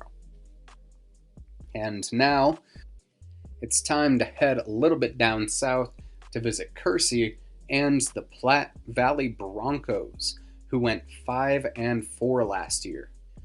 Alright, so the Broncos went 5-4 last year with wins over Kent Denver, Weld Central, Valley, Wellington, and Prospect Ridge Academy. But ultimately, they did have some really tough losses in there. Coming off of a playoff appearance where they lost to the Severn Silver Knights, they had big expectations and were in our top 10 for the first 3 weeks of the season, where they did have those victories over Kent Denver and Weld Central before losing to Eaton 44-0. They fell completely out of the top 10 after a blowout loss to the Wiggins Tigers, and then fell out of the playoffs as a whole with a crushing 29-27 loss to the Devlin Jaguars. They beat Valley to keep themselves in the fringe playoff race, but lost to Bennett to secure their spot on the outside looking in. Because despite wins against Wellington and PRA, because of those teams' records, their RPI only really got worse to close the year. If a field goal had been scored in Westminster in September, we likely would have seen the Broncos return to the playoffs in November. Now, let's see what they have left to work with to try to return to the playoffs next year. So, looking at their graduating seniors, we mentioned earlier during a couple of our previews, Justin Fanbecker. Justin Fanbecker was the Broncos' leading rusher behind Howdy Johnson. He had 518 rush yards, 6 rushing touchdowns, 69 receiving yards, 67 tackles, 7 tackles for loss, 1.5 sacks, 2 interceptions for 35 yards, a pass deflection, and a forced fumble. We have Ethan Johnson, who was the leading receiver for Platte Valley last year, with 259 receiving yards and 3 receiving touchdowns. He also had 25 kick return yards, 33 rush yards, a rushing touchdown, went 2 for 3 on point after attempts, had 2 interceptions for 38 yards, 7 pass deflections, 47 tackles, and 3 tackles for loss. We have Colton Patch after that, who was number 4 RB for the Broncos with 128 rush yards, but more importantly, he was the number 2 tackler for the team with 74, along with 3 tackles for loss, a sack, and a blocked field goal attempt. Doug Nally was Platte Valley's 4th leading tackler with 68. He also led the team in tackles for loss with 16. He had 3 sacks, a forced fumble, 2 recoveries, 26 rush yards, and a rushing touchdown. Then we have Logan Cogburn, who was the kickoff man for the Broncos last year with 1,067 kickoff yards on 23 attempts for an average of 46.4 yards. He also had 4 tackles and a tackle for loss. He was a captain and started on the offensive line. And then we have Nicholas Newman, who had 64 tackles, 7 for loss, and a blocked field goal attempt. Logan Brittner, who had 28 tackles and 3 tackles for loss his senior year. And finally, Cole Halley, who is another graduating lineman who had some real heft on him. So, honestly, they are losing a lot, but it's not. But they are retaining a lot as well. They are not Flatirons Academy here. So, looking at it, first we have Howdy Johnson, who's going to be a senior now. Starting at quarterback, he'll be 5'9", hopefully a little bit more than 150, but that's what he was last year. Last year, he passed for 739 yards, 8 touchdowns to 6 interceptions. So it's a better ratio than a lot of guys, but also could be improved. He had a QBR of 71.5. He also had a 1,000-yard rushing season with 1,017, 8 rushing touchdowns. He also had 52 kick return yards and 15 tackles. This is a team that lives and dies by Howdy, which, by the way, Howdy, you have got a kick-ass name. You sound like a goddamn cowboy. like you sound like somebody that'd show up at the OK Corral next to Doc Holliday. In any case, then we have Talon Short, who will be the backup QB for the season. For some reason, still don't know why, he started the game against Wiggins, where he went 1 for 4 for 16 yards and a touchdown, while also throwing a pick. Short also ran for 136 yards and a rushing touchdown, along with catching for 40 yards on the season. He also contributed 38 tackles and a pass deflection on defense. Then we have the senior Bryant Beeman. On 17 carries, Bryant Beeman amassed 118 rush yards and a touchdown last year, along with 20 receiving yards, a receiving touchdown, an interception for 10 yards, a pass deflection, a fumble recovery, a blocked field goal, and was the team's leading tackler with 99, 12 of which were for loss, which was second highest on the team. Then we have Josh Eagleton, who is the leading returning receiver with 194 receiving yards, 4 receiving touchdowns, 25 rush yards, 57 tackles, 8 for loss, a sack, 2 forced fumbles, and an interception for 32 yards. He was also the leading punter for most of the year, but we'll see how that goes heading into next season. Then we have Damian Proano Romero, who's going to be a sophomore this year. He's an interesting prospect who only got a couple touches last year, but he did manage to get 64 rush yards in 3 attempts. He might be a guy to keep an eye on. He also had 22 kick return yards. Then we have Wyatt Meyer, who is the second returning receiver with 109 receiving yards, a touchdown, 4 kick return yards, and 10 tackles. Then we have Julian Salazar Marquez, who will likely be the last big returning receiver, who had 84 receiving yards, 69 tackles, 2 tackles for loss, an interception, and 8 pass deflections. Then we'll have junior Jeremiah Molinar. He had 42 tackles, an interception, and 3 pass deflections last year. Cody Helms, who had 57 tackles, 4 for loss, half a sack, and forced fumble last season. Jacob Shavaria, who will be the leading returning sacker, since he had 3 last year to go with 47 tackles and 8 tackles for loss. Isidro Zamudio, Brody White, Isaac Martinez Jr., and Trayton Kneebone combined for 118 tackles and 12 tackles for loss. And then looking at some of their special teams players, we have Mason Judge, who will probably be the Broncos kicker from here on out. As a sophomore last year, he averaged 36.2 yards per kickoff and had 460 total yards while nailing 17 of 20 PATs. Then we have Zach Burton, who might be a punter as well, since he had the highest average on the team in 6 attempts, which is limited, but he had 31.7 punting yards for 31.7 per for 190 yards total. So it's looking like that may be the special teams duo for the next 2 years, but again, we'll see how it goes between Judge and Eagleton. We'll see how it goes. But yeah, so looking at their window of wins, despite Platte Valley having Devlin listed on their schedule twice, I'll assume the rest of it's the same as last year, so I'll assume that Devlin being on there twice is a mix-up. Especially since it's listed for the same day and time. Odds are that's a mistake. But first, the Broncos will face the Kent Denver Sun Devils in Kersey. Platte Valley came out on top last year, but just barely.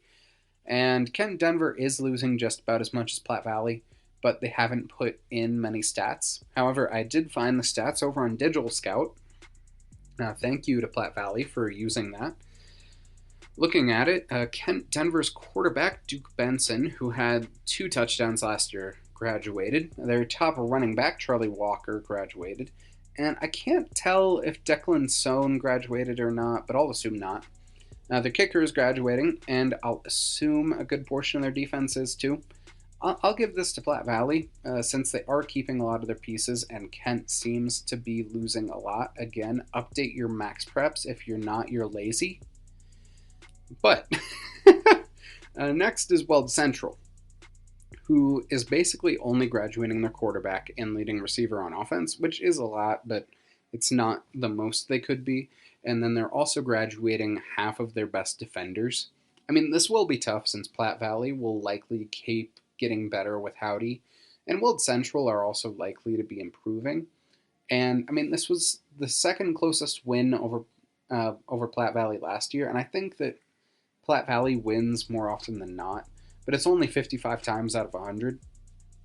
Then we have Eaton, which I did go over during that preview, but I do favor Eaton here. And I mean, much like the Reds, by this point we will know what Platte Valley's season looks like. Are they a competitive team, or are they just going to be okay and maybe slip into the playoffs? Then they're going to be playing Wiggins again, which Wiggins are losing a lot. They're losing 1A Offensive Playmaker of the Year finalist Julio Flores, Defensive Playmaker of the Year honorable mention Pepper Rusher. He was also our 2021 Defensive Playmaker of the Year. MVP honorable mention Cole Kerr, along with all PMC guard Laith Ibrahim. They're also losing their top 2 receivers in Omar Perez and Trey Vasecki, and their top 4 tacklers. I do think that with how Platte Valley is improving and how Wiggins is losing basically all of their damage dealers that won them this game last year, Platte Valley will take the win. And then comes Davelin, who are losing Opoi finalist Austin Bushlack, Offensive Playmaker of the Year honorable mention Gabe Jackson, their other starting wide receiver, Ethan Bushlack, and the kicker. However, they will retain a good portion of their defense. Ultimately, I see 2 potential versions of Platte Valley's season by this point, but this one is likely to lean in the Broncos' way. With how much Devlin is losing on offense, I do see Platte Valley taking advantage and picking up the win. And then the Broncos will be heading over to Gilchrist to take on the Valley Vikings, which they are not losing much on offense, and they're only losing 5 of their top 13 tacklers, so it feels weird to say. But with how much Justin Fanbecker did for the Broncos in this matchup last year, I think the Vikings may win this one. And then the next week, the Broncos face the Bennett Tigers, where the thing is that Bennett is losing their quarterback, University of Jamestown commit and Opoi finalist Connor Rayburn, who had 25 rushing touchdowns last year, James Newton, who would have been an Opoi candidate on any other team, and all-PMC guard Landon Stevens. I mean, this game was a devastating loss for Platte Valley last year. I want to say it was about 36 points. And I mean, with how much firepower the Tigers are losing, the Broncos may pull this out. They're losing most of the production that won Bennett that game last year. So I think Platte Valley might pull this out. Then we have Wellington, which is going to be really tough, because the dynamic duo of Cash, Altschwager, and Tanner Gray is going to cause trouble. And then with Tanner Smith, Ian Allison, and Braden Pollier holding it down on defense, I think this one will be really close. I can see it going either way. Finally, we do have the Miners at Prospect Ridge Academy, and I can see it based on the 2 versions of Platte Valley's season I have in my head. The season where they're really good and the season where they're kind of okay. I can see this either being a blowout for Platte Valley or a game 82 type scenario, like I said in the Prospect Ridge preview. I'm going to assume for this preview that Platte Valley is going to improve and say that the Broncos win this 9 times out of 10 in the good version of their season. So ultimately, this makes their season a minimum of 5-4, and a maximum of 8-1. However, I do feel their realistic total is closer to 6-3. 8-1 is their everything goes right, no injuries, nobody goes down, nobody messes up too bad. This is their best case scenario. Let's see which way the Broncos take of those 2 seasons, and we'll see if they return to the playoffs in the last chance that Howdy Johnson's Platte Valley Broncos may have in this regime. Fingers crossed, best of luck, and on to the next. Here we have my alma mater, so I will admit I'm a little bit biased here, but I try to keep it as far out of here as I can. The Manitou Springs Mustangs, who went 3-6 last year, losing the season opener to Rye after being up 20-0. That they lost that one 28-20 before battling off the first 3-game fall win streak since 2014, where they made the Final Four. They beat Valley 36-35, beat Rocky Ford 46-12, and beat Prospect Ridge Academy 43-32. But they did not win again for the rest of the season and did not win a home game this year, or last year. They lost to Woodland Park 35-0 after shutting out the Panthers in the first half. Lost to Florence 60-0, lost to Alamosa 54-12, lost to La Junta 42-6, and lost to Lamar 33-6. So they just had a tough go of it to close out the season. Which, I mean, it is tough because of the teams in the league that they did face. 3 of them were playoff teams. La Junta was like the 18 seed on the Selection and Seeding Index, and Lamar was trending up. So it is tough. The 2A Tri-Peaks is one of the tougher leagues in the state, in my personal opinion, in 2A at least. But let's look at what they're going to be losing heading into next year, and then we can assess what they're going to be looking like heading into the 2023 season. So first, we have Tyler Maloney, who was the starting running back for most of the year and then transitioned over to wide receiver later on. He had 492 rush yards, 8 rushing touchdowns, 458 receiving yards, 3 receiving touchdowns, 3 tackles, and was all around the offensive engine of the team. And his near 1,000-yard season is the accumulation of a very solid career. Then we have Evan Shear. Shear had 727 receiving yards, 4 receiving touchdowns, 48 rush yards, 25 tackles, 4 interceptions, and a fumble recovery. Shear was a transfer from Air Academy, whose air game and speed did add a dynamic level to the Mustangs game. Then we have Lucien Castilla, who was a physical, solid defender who was similar in frame and play style to Jaden Marquez. And then we have Matthew Barton, who was the starting center. And that's all. Manitou Springs is only graduating 4 seniors, leaving the other 39 players on the roster to fill in where needed. I mean, think of it like this. There are teams where they're losing 10 of their top 13 tacklers. Meanwhile, Manitou is only losing 4 players total. So they have a lot to work with here, especially compared to some of the other teams in the league. So, returning key players. Under center, we're going to have senior quarterback Nate Gensel at 6'4", 200 pounds. Gensel, he had 1,360 yards on 102 completions last year, but he did have a negative touchdown-interception ratio, 9-10. Yes, it was a radio. No, I'm just kidding. He had a QBR of 62.5 and negative 30 rushing yards. So, I mean, Gensel, he isn't the best when it comes to rushing, but hopefully with one more year meshing and another offseason to prepare with his guys, they should be in much better shape moving into next year. Then we have Braden Dowling, who is both on offense and defense, one of the better statistical edge rushers in the state. I mean, the reason I say statistical is because Based on what I have found, he had 26 hurries last year, which is among the best that I have seen. He also had 75 tackles, 10 of which were for loss, 4.5 sacks, a PAT block, 8 pancake blocks, and 2.5 fumbles caused.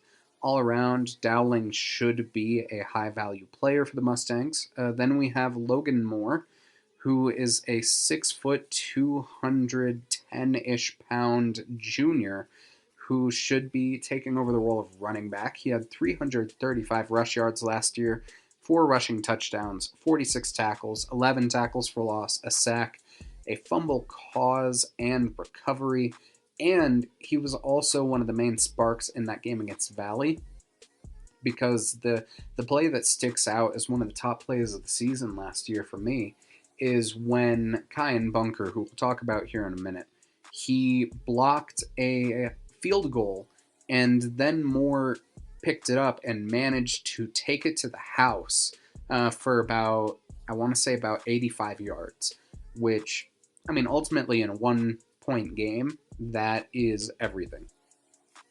Then we'll also have Hallen Hale, who is going to have 2 interceptions and had a touchdown interception as well. Then we have Kyan Bunker, who blocked kicks in 3 straight games last year, had 1 fumble caused, 1 sack, 32 tackles, and 5 tackles for loss. Then we have Sam Fournier, who was injured for most of last year, but as a sophomore in 2022, he had 150 receiving yards, and last year he had 17 tackles in 6 games. Then we have Asher Levine, who had 19 tackles last year.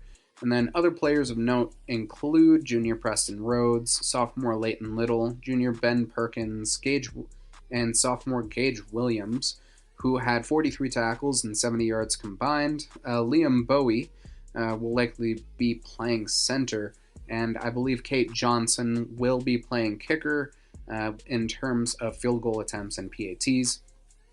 Other linemen who will be returning are Jaron Hall, Christian Gabrick-Sanders, and Dylan Gates.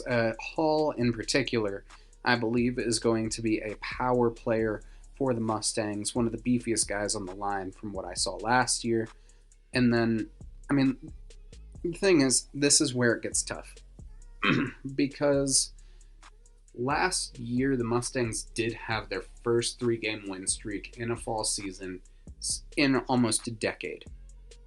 And this is the seniors on this year's roster are the last guys who were on the championship roster just 3 years ago now, in the spring of 2021. I mean, looking at it, they do have a chance to return to the playoffs, assuming that there hasn't been a major scheme change, and assuming that guys haven't changed position too much. We're looking at what could be a playoff season. So, first, they're going to be opening the year against the Valley Vikings, which I could see going either way, depending on how the game is. And, I mean, Valley is going to be retaining a lot. I mentioned this briefly earlier. They're going to be keeping their quarterback. They're going to be keeping basically their entire offense, most of their defense. I see this being kind of a slugfest. And then, kind of depending on how this game against Valley goes, I think that's going to be kind of how that game against Rye goes. Because looking at it, the past couple of years, that it kind of sets the tone of the morale. And then, yeah, I see Rye being close. Rye is returning a lot of their impact players, but Manitou has come really close to beating Rye for the past 2 seasons, and if the trend holds and the Mustangs can maintain a lead, I can see it going either way.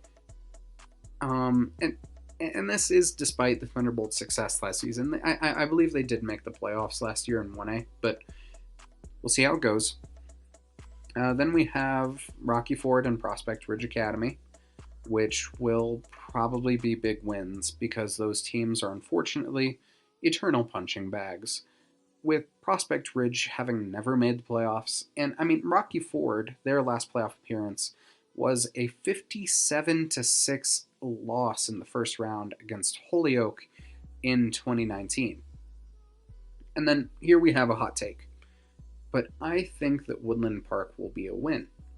The Mustangs are 2-5 against Woodland Park in the Max Preps era. That's since 2004.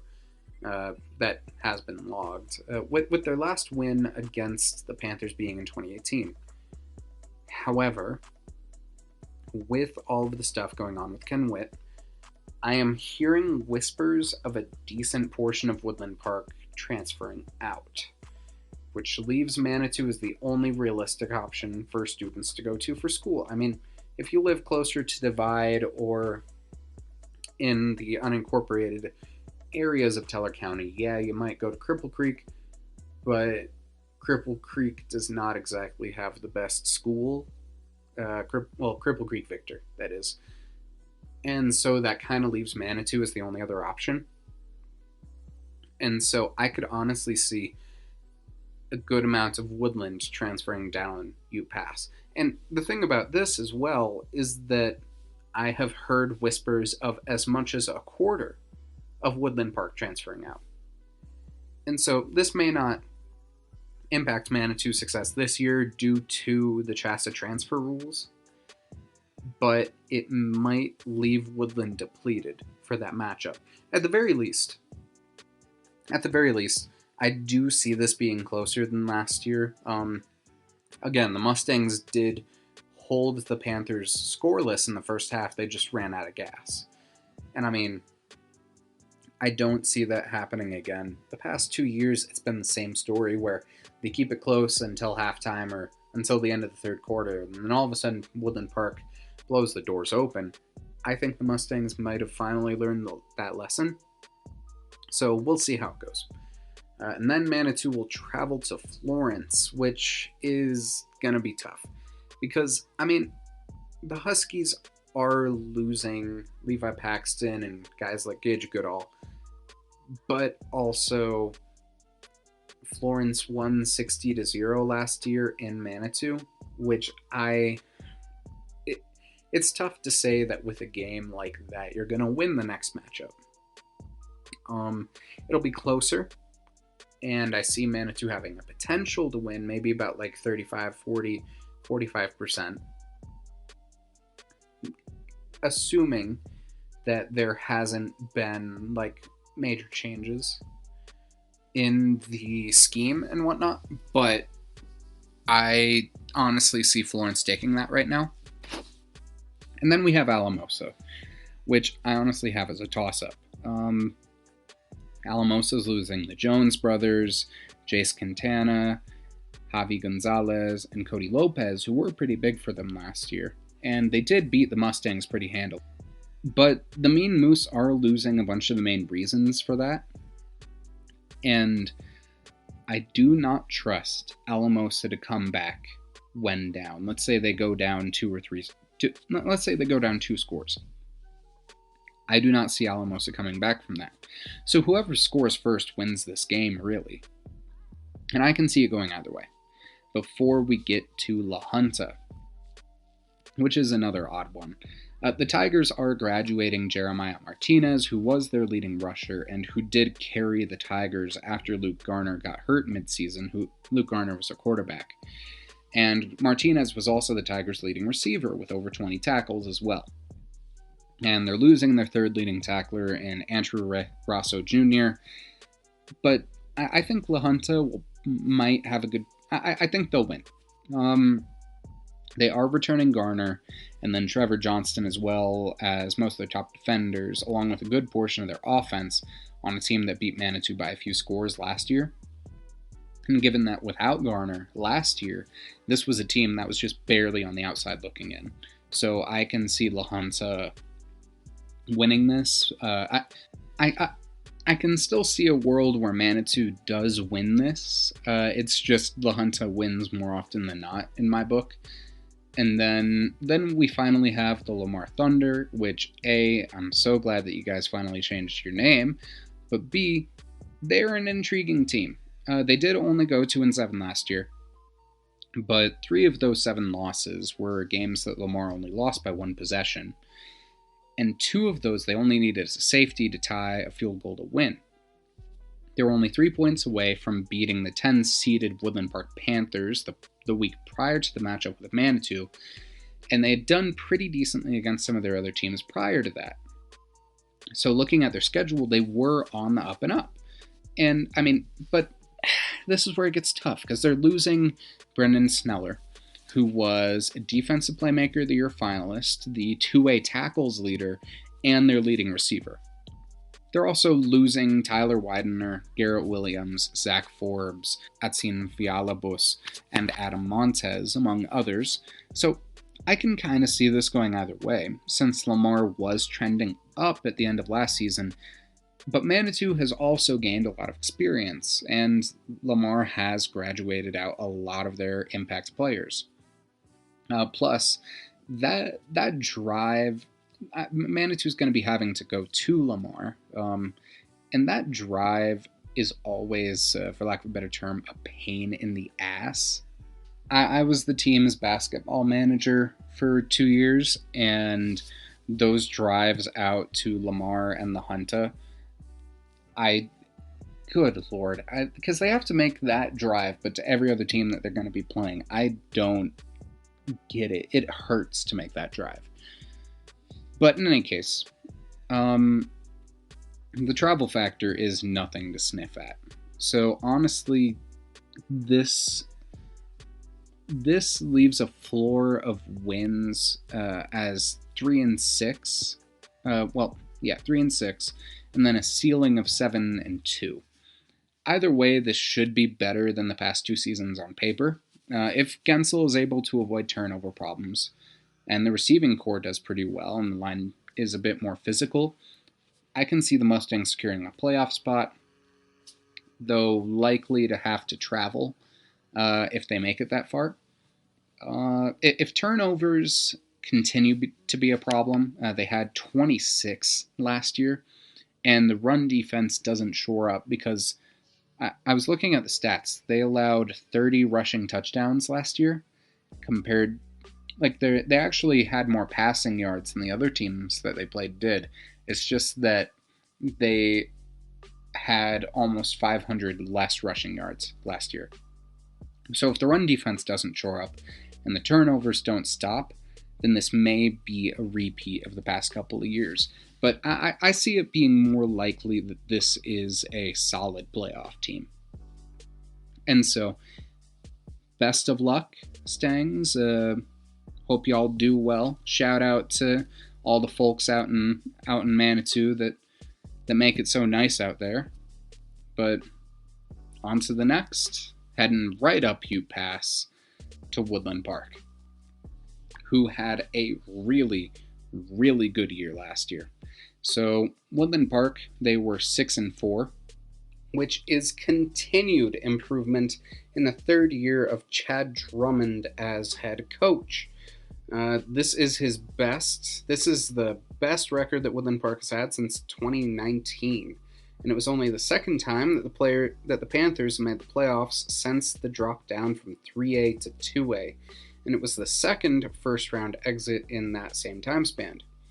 Woodland Park opened the season with a loss to Summit in Frisco before going on a 5-game win streak against Salida, Mitchell, CSCS, Manitou Springs, and La Junta.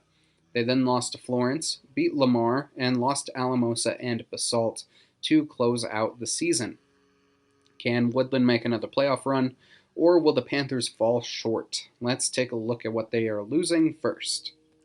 First, we have Aiden Hernandez, who was the main playmaker for Woodland Park last year. He had 47 pass yards, 663 rush yards, 8 rushing touchdowns, 80 receiving yards, 28 kick return yards, 71 tackles, 18 for loss, 9 sacks. All of the previous are team highs on defense. 10 hurries and a forced fumble. Then we have Caleb Graves. Graves had 240 rush yards, 2 rushing touchdowns, 13 receiving yards, a receiving touchdown, 58 kick return yards, 37 tackles, 2 for loss, and a sacks. Then we have Curtis Schoenberger, who had 38 receiving yards, 10 tackles, a tackle for loss, a forced fumble, a pass deflection, and a fumble recovery. Daniel Summerall, who had 36 tackles, 6 for loss, 2 sacks, and 11 hurries. Sam Marquez, who had 31 tackles and 2 for loss. And then Cheyenne Gutierrez, Noah Nelson, and CJ Belcher, who all graduated off of the line. Now, I mentioned this briefly in the Manitou preview, but before I look at key returners, just know that this list is made with the assumption that all key returners are staying in Woodland. With the Ken Witt situation, I've heard that as much as a quarter of the student body is leaving, and assuming that that excludes student athletes is not a good idea. And this is also assuming that no student athletes participate in any walkouts or anything of that kind that would get them suspended, because Ken Witt has a history of doing that. So for the sake of this section, I will assume they are staying until I have been informed otherwise. So we're going to start off with senior quarterback Bryce Broker, who is likely to be the starting quarterback for Woodland as he was last year.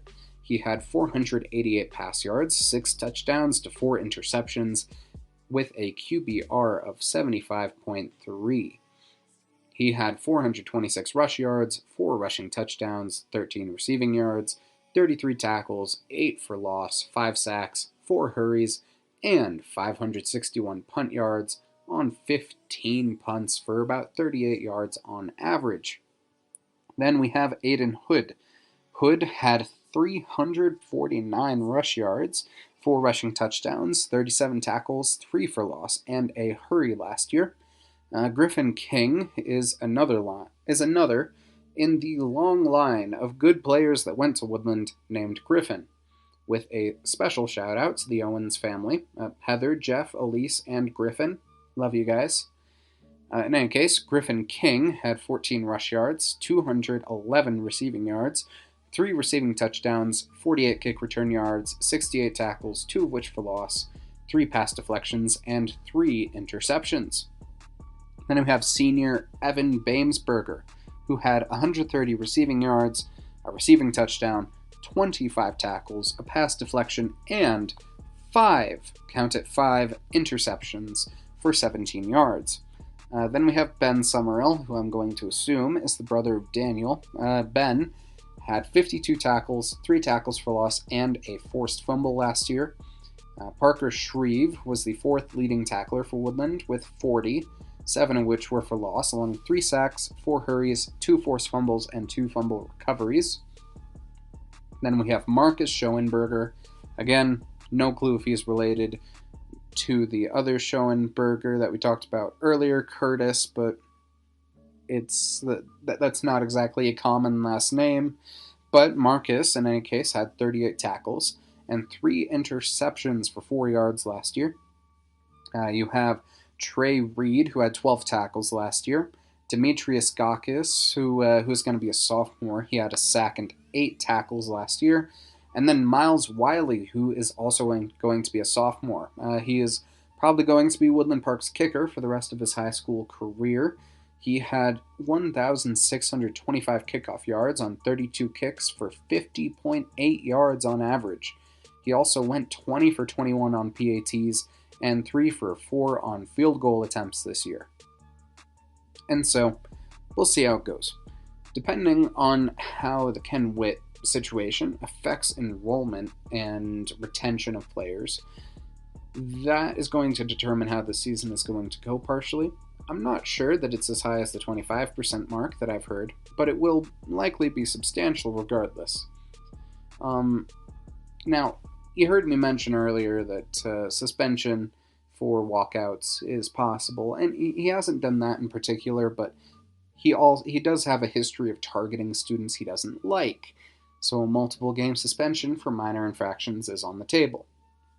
Regardless, assuming the best for Woodland Park and that they don't lose any of their impact players, that's what I'm going to be basing this window of wins off of. I'm not going to base this off of hypotheticals.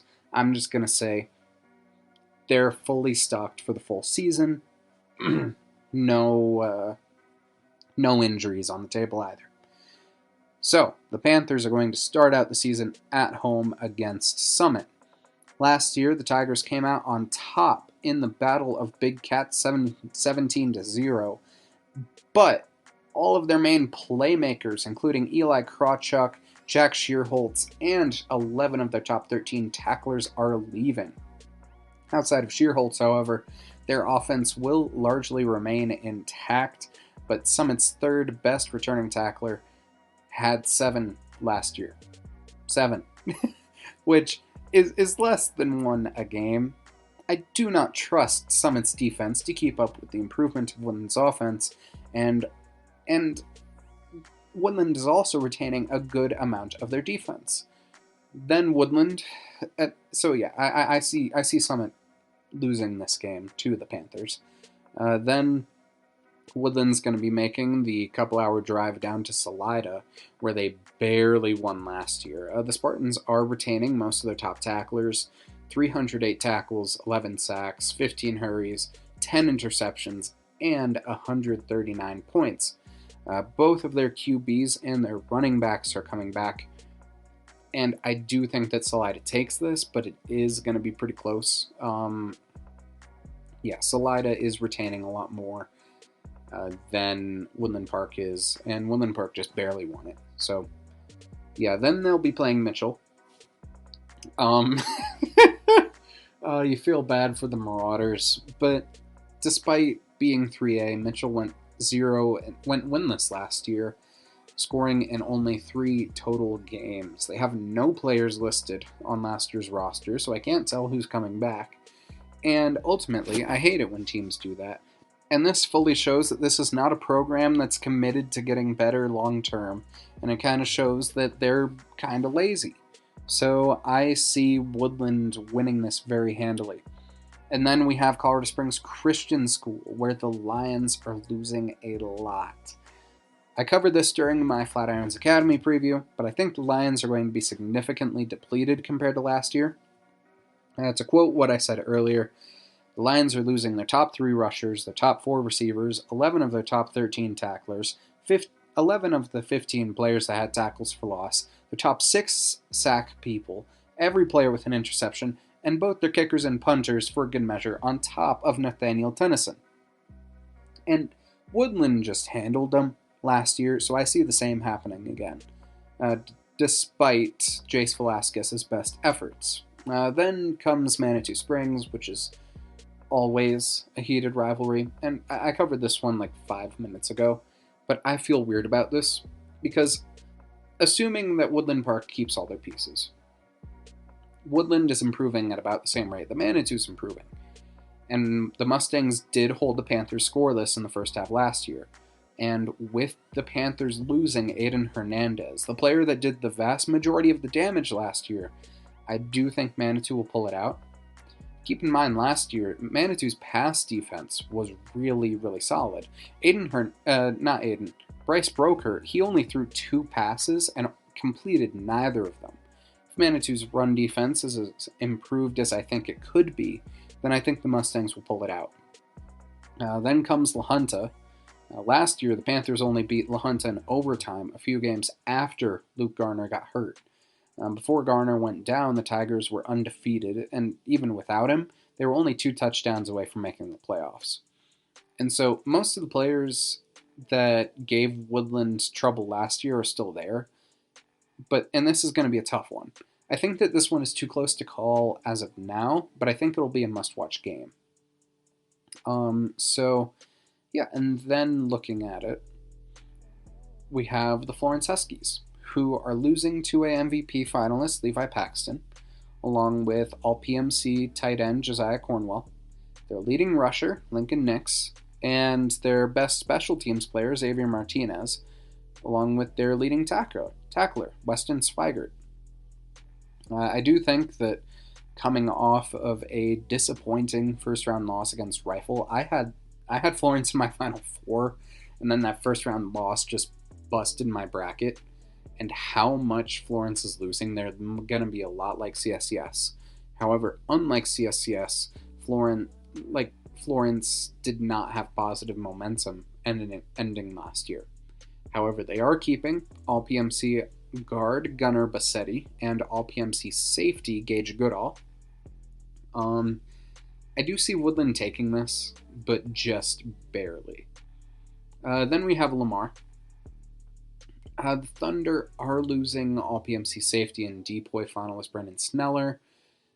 I went over them a little bit earlier, and they're keeping just about everyone else. Woodland only won this game by 2 last year, so I think this will be another good one. One that'll be too close. I think Woodland wins this about 51 to 52 times out of 100, so we'll see how it goes. Then we have Alamosa to close out their season. And the Mean Moose are losing Chadron State commit Casey Jones, along with Cade Jones and Jace Quintana. And as I mentioned during the Manitou preview, I do not expect Alamosa, and I do not trust them to come back from being down, especially being down big. So with them losing their quarterback and integral pieces of their team, I think Woodland will pull this one out without extenuating circumstances. In my book, their window of wins is 4 to 7. So either a 4-5 season to a 7-2 season. I see it being closer to maybe 5-4 or 6-3. Because the games that I have being close are Salida, Manitou, Florence, and Lamar. And so I can see them splitting those 2-2. I can see those games. I think 2-2 is most realistic there. And so then Summit, I expect to win. Mitchell, CSCS, Alamosa. So yeah, 5-4, 6-3, I think is more realistic. 4-5 is like a worst case scenario. And then 7-2 is like everything went perfectly and they didn't lose anybody. So yeah, we'll see how it goes for Woodland. Good luck. I know most of the people that I went to elementary school with up there are gone now, but I hope y'all are well. I hope that the rivalry of Ute Pass stays healthy, unlike it was over the past couple of years. And yeah, stay safe up there. And to close out my season previews, we have the 2 newest teams in Colorado football, at least in 2A, the Wellington Eagles and the Timnath Cubs. 2 very different teams, but 2 really fun teams regardless. So I'm going to start this out with Wellington and then close it out with Timnath. So last season, the Wellington Eagles went 4-5 with wins over Highland, Sterling, Timnath, and Prospect Ridge Academy. And this is a team that was just a couple of wins away from the playoffs last year. Under coach Travis Peoples, the Eagles spent their first year working to build cohesion and consistency in their system. In this coming year, their goal is to make the playoffs. Their first season back since 1964, the Eagles put up 4 wins. They did open their season with a loss to the Estes Park Panthers before that 3-game win streak from Highland to Timnath. They then lost to Valley before topping Prospect Ridge, and then dropped the last 3 games of the season against Davelin, Platte Valley, and Bennett, all of which were playoff or fringe playoff teams. Now, the Eagles were freshmen and sophomore last year, so they're not losing much except for Ben Yatnor. Ben Yatnor was that Spanish exchange student that I talked about earlier that was brought in a couple of times to kick. He did a couple of kickoffs that I saw, but he is not listed on the official roster. I only know about him because I was there in person. So, I hope you're doing well, Ben Yacht. And on to the returning players, which is a lot of guys. So, this is going to be a long one. Starting off, we have the engine of this team, Junior Cash Altschwager. Altschwager is going to be a player that is going to be going D1 by the time he graduates, and I cannot sing his praises enough. The All-PMC athlete and 2A Most Valuable Playmaker award winner, he had 1,038 rush yards, 7 rushing touchdowns, 600 plus yard games, 418 receiving yards, 5 receiving touchdowns, 47 kick return yards, 46 tackles, 3 pass deflections, a fumble recovery, and 8 interceptions, which was tied for third in the entire state across all levels, and all of that was without the playoffs. You can bet on cash every time, and he'll have you rolling into the bank. And under center, handing him off the ball and throwing to him, among other guys, is going to be Tanner Gray, who was the QB for this team last year, and I think with an offseason of work, he should be gearing up for a big year. The Newcomer of the Year finalist had 461 pass yards, 6 touchdowns, 7 interceptions, and a QBR of 66.7. However, in the air is not where he found the most success. He found pay dirt on the ground with 6 rushing touchdowns and 636 rush yards. He also had 2 conversions, 28 tackles, a tackle for loss, and a fumble recovery. By the way, this kid is 6'4", 220 as a freshman, and he's probably grown. He is a goddamn ox. Next up, we have Caden Keller, who was third in rushing yards behind Gray and Altschwager last year with 485, along with finding 7 cases of pay dirt on the ground, 24 receiving yards, 28 kick return yards, a conversion, and 6 tackles.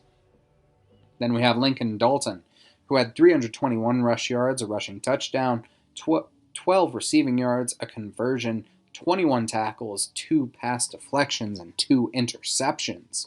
Then we have Kason Brown, who was the second leading receiver last year with 143 receiving yards, 2 receiving touchdowns, 21 kick return yards, a conversion, and 16 tackles. Then we have Ian Allison, who was Wellington's leading tackler last year with 60, 3 of which were for loss, along with 2 hurries, a forced fumble, a fumble recovery, 2 pass deflections, and an interception. Then we have Tyler Schaefer, who was number 2 on the tackles list last year, with 56, of which 3 were tackles for loss, along with a hurry, 2 sacks, a forced fumble, 2 pass deflections, and an interception. Then we have Isaac Duncan, who was tackler number 3 with 47, 3 tackles for loss, and 2 interceptions. Now we have Canyon Breed, who was the team's sacks leader last year with 5, 10 hurries, 41 tackles, 8 tackles for loss, and a forced fumble. Sophomore Yazui Gracie had 46 tackles, 2 tackles for loss, a pass deflection, and a fumble recovery last year. John Borkart had 31 tackles, 6 tackles for loss, 2 sacks, and 4 hurries last year. We have another Tanner Smith, who is a 6'5", 220-pound lineman, who was the team's leader in hurries last year with 13 to go with a sack, 29 tackles, and 2 tackles for loss. Watching him, he reminded me a lot of Army commit Russ Woodward, and I think he can project on a similar trail if he develops right through the next 2 years. Then we have Julius Olivio, who had 28 tackles, 7 for loss, and a fumble recovery. And then we have Zeke Sherrill and Zach Swedland, a sophomore and a junior, respectively, who had a sack apiece and 5 hurries between them.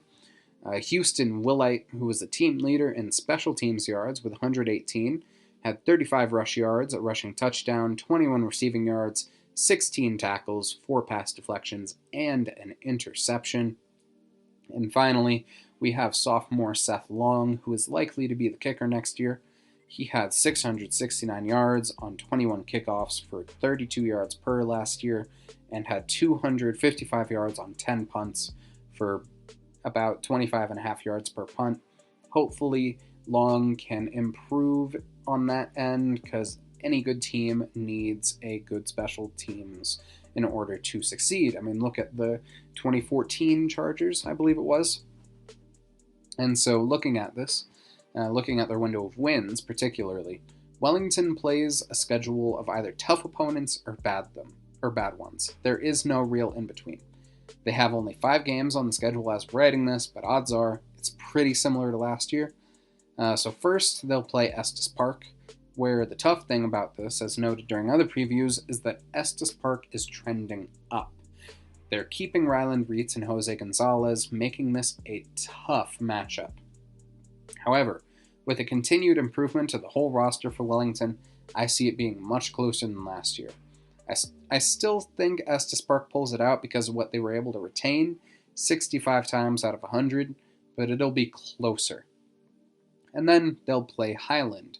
As I said during my preview for the Huskies, I think that Wellington is winning this one because of the probable continued improvement to their squad compared to what Highland is losing, especially in Week 2. Then comes Sterling. I was at this game last year, and the Eagles dismantled the Tigers in the pouring rain. On top of that, Sterling is losing their quarterback and their top 2 rushers. I don't see them pulling one out based on what I saw last year, so I'll give it to Wellington. Then comes Timnath. The Cubs had a tough season last year, but this is the game they came closest to winning, only losing 18-14, and the Cubs actually led for most of this game. So with another few games of experience together, I see Vince Hochhalter, Alex Koltzak, and Braden Pollier's Cubs making this a real challenge. I mean, the battle for the Ag Bowl for the Box Elder Cup is going to be another classic game close to the very end. Then come the Valley Vikings, and Valley are a very interesting team. I think this will be weird. The guys that gave Wellington the work last year are still on the team, and this was a blowout. And I don't see Wellington winning right now since Valley had their number last year, but it'll be another closer game. I still give it to Valley, but it'll be close. Then we have Prospect Ridge Academy, where the Eagles blasted the Miners last year. And I honestly think they'll win again, although it'll probably be closer. Prospect Ridge puts together a surge to become disruptors. I can see them making a push, but still, Wellington probably wins this 80% of the time. Then we have De Evelyn without the Bushlack brothers, and I think Wellington takes it. I've talked about the Jaguars in this episode enough that I may as well include them in my previews list, but they are losing almost every player who made an impact in this game last year. Ultimately, I give this to Wellington 65% of the time, enough to say that it's not that close. Then we have Platte Valley, which, as I said in that preview, this will be a toss-up game. The Broncos are getting better, but losing key playmakers, and the Eagles are literally only getting better. This will be a really fun one, that is for sure. Finally, we have Bennett, and I feel like I can see the eyes from their Max Preps profile picture peering into my soul at night in my dreams, and that's how much I've talked about the Bennett Tigers today. But as I said during my Prospect Ridge preview, quote, they're losing their QB, they're leading 3 rushers, including Opoy finalist Connor Rayburn, 8 of their top 13 tacklers, and their punter. Most of the time, you don't beat a team that thrashed you 58-14 the year before, but Bennett's also losing all but 6 of these points, while Wellington is getting better. This gives Travis Peoples and Cash Altschwager's Eagles a minimum of 4-5 and a maximum of 7-2.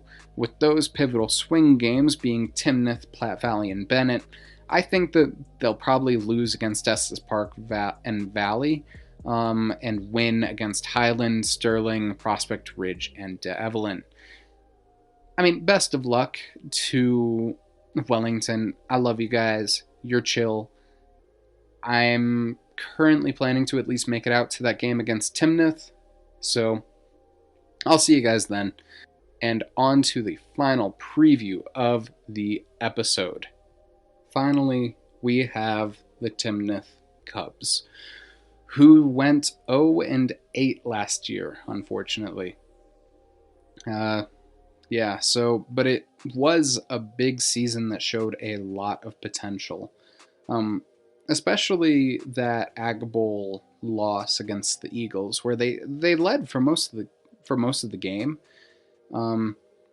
So going through their schedule for last year, the Cubs lost to the Berthoud Spartans 48-0, lost to the Academy 64-0. They scored their first points against Prospect Ridge 21-3. They lost to Wellington 18-14, lost to University 58-6, lost to Arvada 39-7, lost to Sterling 58-19, and lost to Weld Central 47-17. So it wasn't the best season, but they did better than a lot of winless teams, looking at you, Mitchell. Yeah, and I don't think they're going to go winless again. I'll go over that later. But they're not losing anybody. Literally nobody. Not even like an exchange student like Wellington. They're losing nobody since they were School of Freshmen and Sophomores. And they'll be fully loaded heading into this year. So first, looking at their best player, in my opinion at least, we have the junior Vince Hochhalter, who is just an absolute beast. The first time that I saw him play, the Newcomer of the Year award winner, the first time I saw him play, he had 180 rushing yards, a touchdown, 23 tackles, 5 tackles for loss, and a hurry. 23 tackles in one game. And over the 6 total games that he did play, he had 472 rush yards, that touchdown, 82 tackles total, a sack, 3 hurries, and 2 interceptions for 10 yards. He was on pace to be the number 2 tackler in two-way. If he had had those extra 2 games, he would have been the number 2 tackler in two-way on the pace that he was going. So I can see Vince being one of the best players 1 through 3A, if not in the entirety of Colorado. Probably 1 through 3A, but you know how it goes. You have to see how they succeed in their junior season. Where we'll also have Alex Kolzak. Kolzak is going to be one of the main factors in Timnath's success during the next 2 years. The quarterback / kicker / punter had 394 pass yards, 5 touchdowns, 6 interceptions, which isn't the best, but I have seen worse. 981 kicking yards on 17 kickoffs for almost 60 yards per. 921 yards on 23 punts for 40 yards per punt. He went 4 for 4 on PATs and 2 of 4 on field goal attempts, where his longest was 27 yards. Kolzak is on our watch lists for kicker and punter, and I do think odds are that he'll make strides at QB this year with another offseason with his guys. Then we have Braden Pollier, who he's a good player. I've seen him play in person. He's really solid. However, none of his stats are listed on Max Preps, but all I can say is that he's a good defender. He, if I'm remembering correctly, he was tied for second most interceptions by a sophomore last year. So, second most interceptions by a freshman last year, my bad. But yeah, so Braden Pollier is going to be a solid player. I just can't see his official stats right now, but he was good. And then we have a junior, Davis Payne, who was the leading guy receiving for Timnath last year, with 181 receiving yards, 3 touchdowns, 38 rush yards with a rushing touchdown, 2 tackles, an interception, a pass deflection, 243 kickoff return yards, and 25 punt return yards. And I mean, especially with those 240 kickoff return yards, he's going to be really solid on special teams and as wide receiver 1. Then we'll also have sophomore Mitchell Dean Gellis, who last year he had 217 rush yards, 43 receiving yards, 218 kick return yards, 33 tackles, 3 of which were for loss, and 5 pass deflections. Then we have Camden Mulderink. Mulderink had 135 rush yards, 23 receiving yards, 10 tackles, and a tackle for loss. We have Tanner Mock, who, a quick side note, there are so many guys named Tanner in this state. Like, looking at these previews, I have seen so many people named Tanner. I'm not even joking. So many dudes named Tanner. But in any case, he was the Cubs sack leader last year with 3.5, along with 3 pass deflections, 3 hurries, 27 tackles, 2 tackles for loss, 138 receiving yards, and a receiving touchdown. Then we have Drew Sufer, who was the final player who scored for Timnath last year, with 91 receiving yards, a receiving touchdown, and 25 kick return yards. We have Paul Hasselback and Dominic Giron, who had 109 kick return yards combined last year. Giron also had 2 interceptions for 27 yards and a pass deflection along with 11 tackles. And then we have Cade Geist, who was Timnath's number 2 tackler last year with 43, 8 tackles for loss, 3 sacks, 3 hurries, and 3 forced fumbles. 3 seems to be his lucky number, so we'll see how it goes. In his 3rd year of high school, since he will be a junior, Alexander Wood had 33 tackles, 3 tackles for loss, half a sack, and 3 hurries last year. What is it with these guys in the number 3? Then we've got Drake Jenkins, who had 32 tackles, a tackle for loss, a sack, and a forced fumble. And then we have Evan Vaza, who's a junior. He had 28 tackles, a tackle for loss, and an interception last year. Jack DiBenedetto. Jack, if you're listening, I'm so sorry. Jack DiBenedetto. Jack DiBenedetto. I think I got that right. I feel bad. My family's Italian. I should know how to say that. But DiBenedetto had a sack and 3 tackles last year. And then Keegan Crane, Meyer Braden, and David McClave had 32 tackles and 4 tackles for loss between them. And I honestly think that Timnath is in for a heck of a year. With the talent that they have, they're not going to be winless 2 years in a row. These guys are ripping, roaring, and ready to win. First, they're going to be heading over to Berthoud, where I'm going to be at that game, and where Alex Larson and Daniel Mahoney, both guys that are still on the team, ripped them up last year. I think Berthoud is going to be a team that's in the top of 2A next year, and though Timnath is going to be getting better as well, I think Berthoud still holds the edge here. And then Timnath's going to be going over to the Academy, where I have talked about the Academy a lot. But to quote what I said during the preview for Eaton, the Wildcats are losing All-PMC wide receiver Derek Reel, Corbin Miller, who was a DPOY finalist, MVP finalist Isaiah Elliott, and 9 of their top 13 tacklers. And now, Timnath is not Eaton, that is for sure, but it should be closer. The Academy won by 64 last year, so I don't think Timnath will win it, or at least not outright. But I think they win this maybe like 35 to 40% of the time if I'm being generous, rather than 5% like last year. Then we have Prospect Ridge, which should be a close game. I discussed earlier how Prospect Ridge isn't losing too much, but that Timnath is losing nothing. And Prospect Ridge is where Timnath started cooking last year. And so they started getting their feet under them, and I can see that going either way this year. I have Timnath winning 5 to 6 times out of 10 that they play each other, so I'll say it's too close to call. Then we have Wellington, which Timnath almost won this game last year, which was really friggin' exciting. And these teams kind of complement each other perfectly, and I think this will be another pretty close call.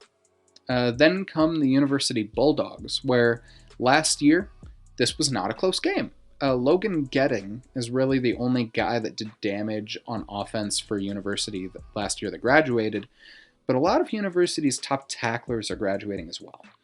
I think this will be closer, and Timnath may win next year, but I think that University takes it this year. Next up, we have the Arvada Bulldogs, who are another team that I think is probably going to make the playoffs this year. They should be really good. On offense, they're keeping their quarterback, Trevor Lucero, their running back, Gabriel Mungaya,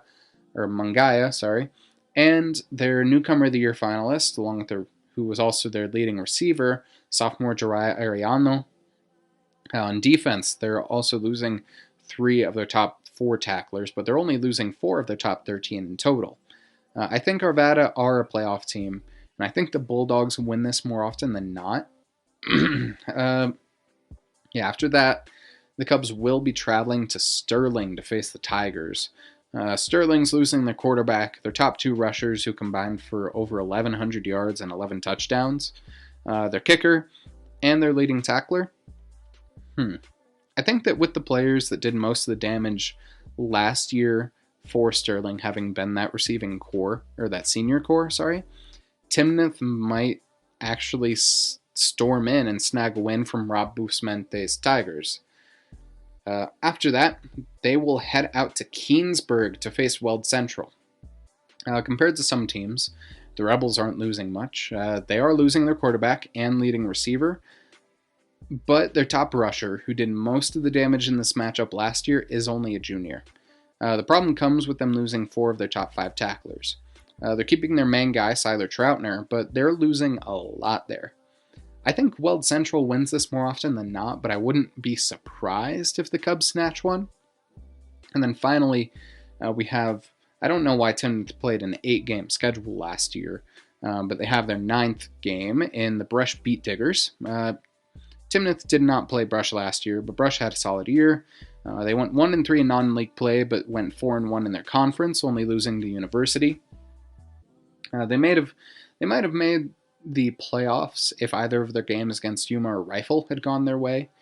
But Rifle was a team that made a really solid push to, I want to say, they made a push to the Elite Eight.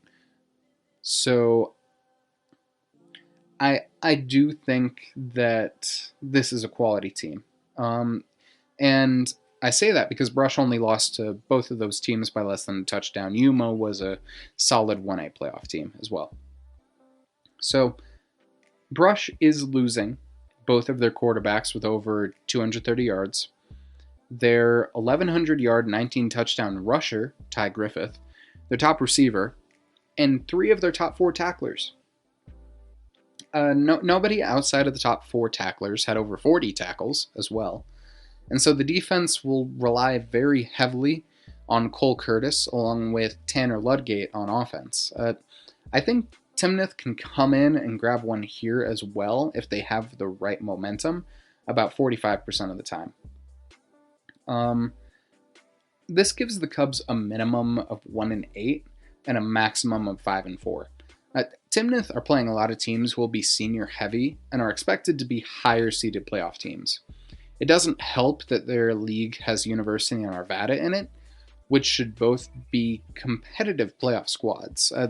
This is the type of team that makes me wish that, and here's the little mini rant that I had earlier when I was talking about, what team was it? Oh yeah, when I was talking about Flatirons, I believe it was. Where I wish that the 1, 2, and 3A playoff brackets had a 24-team bracket like 4A and 5A. This is a strong team that I think realistically will go 3-6. I think the worst they do in those games, PRA, Wellington, Weld Central, and Brush, is 2-2. And in a 24-team bracket, we saw this in 4A and 5A this year. With RPI boost performances, this is a team that would benefit from playoff experience, like Cherokee Trail did in 5A last year, or how Monarch or Longmont did. Yes, you're probably going to lose to a team like Basalt or a team like Eaton in the first round, but that experience is going to be really invaluable in the long term. Now, ultimately, editorial over, that's just my opinion, but best of luck to you guys over at the Cubs. Don't take this prediction with any disrespect. I want you to prove me wrong. And I'll see you soon. And ultimately, that concludes this episode of Season Previews, which, that was a lot of work. If you've listened to the whole thing, you are a soldier. Just doing the calculations for the length of this right now, this is at about 3 hours, 53 minutes. So thank you for listening this long. So that was 16 teams. Most of our other previews are not that long. But ultimately, I'm glad that I took this on. There are so many amazing teams out there, and not just in the way that they'll be good on the field. I know that not everyone can win state, but what everyone can do best is put in full effort and have a good time. And of course, I'm going to get some things wrong here. As I said at the beginning, in an ideal world, every senior would get that storybook ending. I know that I wish that I got it, but that's not the way the world works. So, as long as you do your best, I think that that is a success in my book. If you put in your full effort, work hard, do your best to set an example for the younger players who are coming into the program, I think that'll be the best that you can do, regardless of if you win 15 games or if you win none.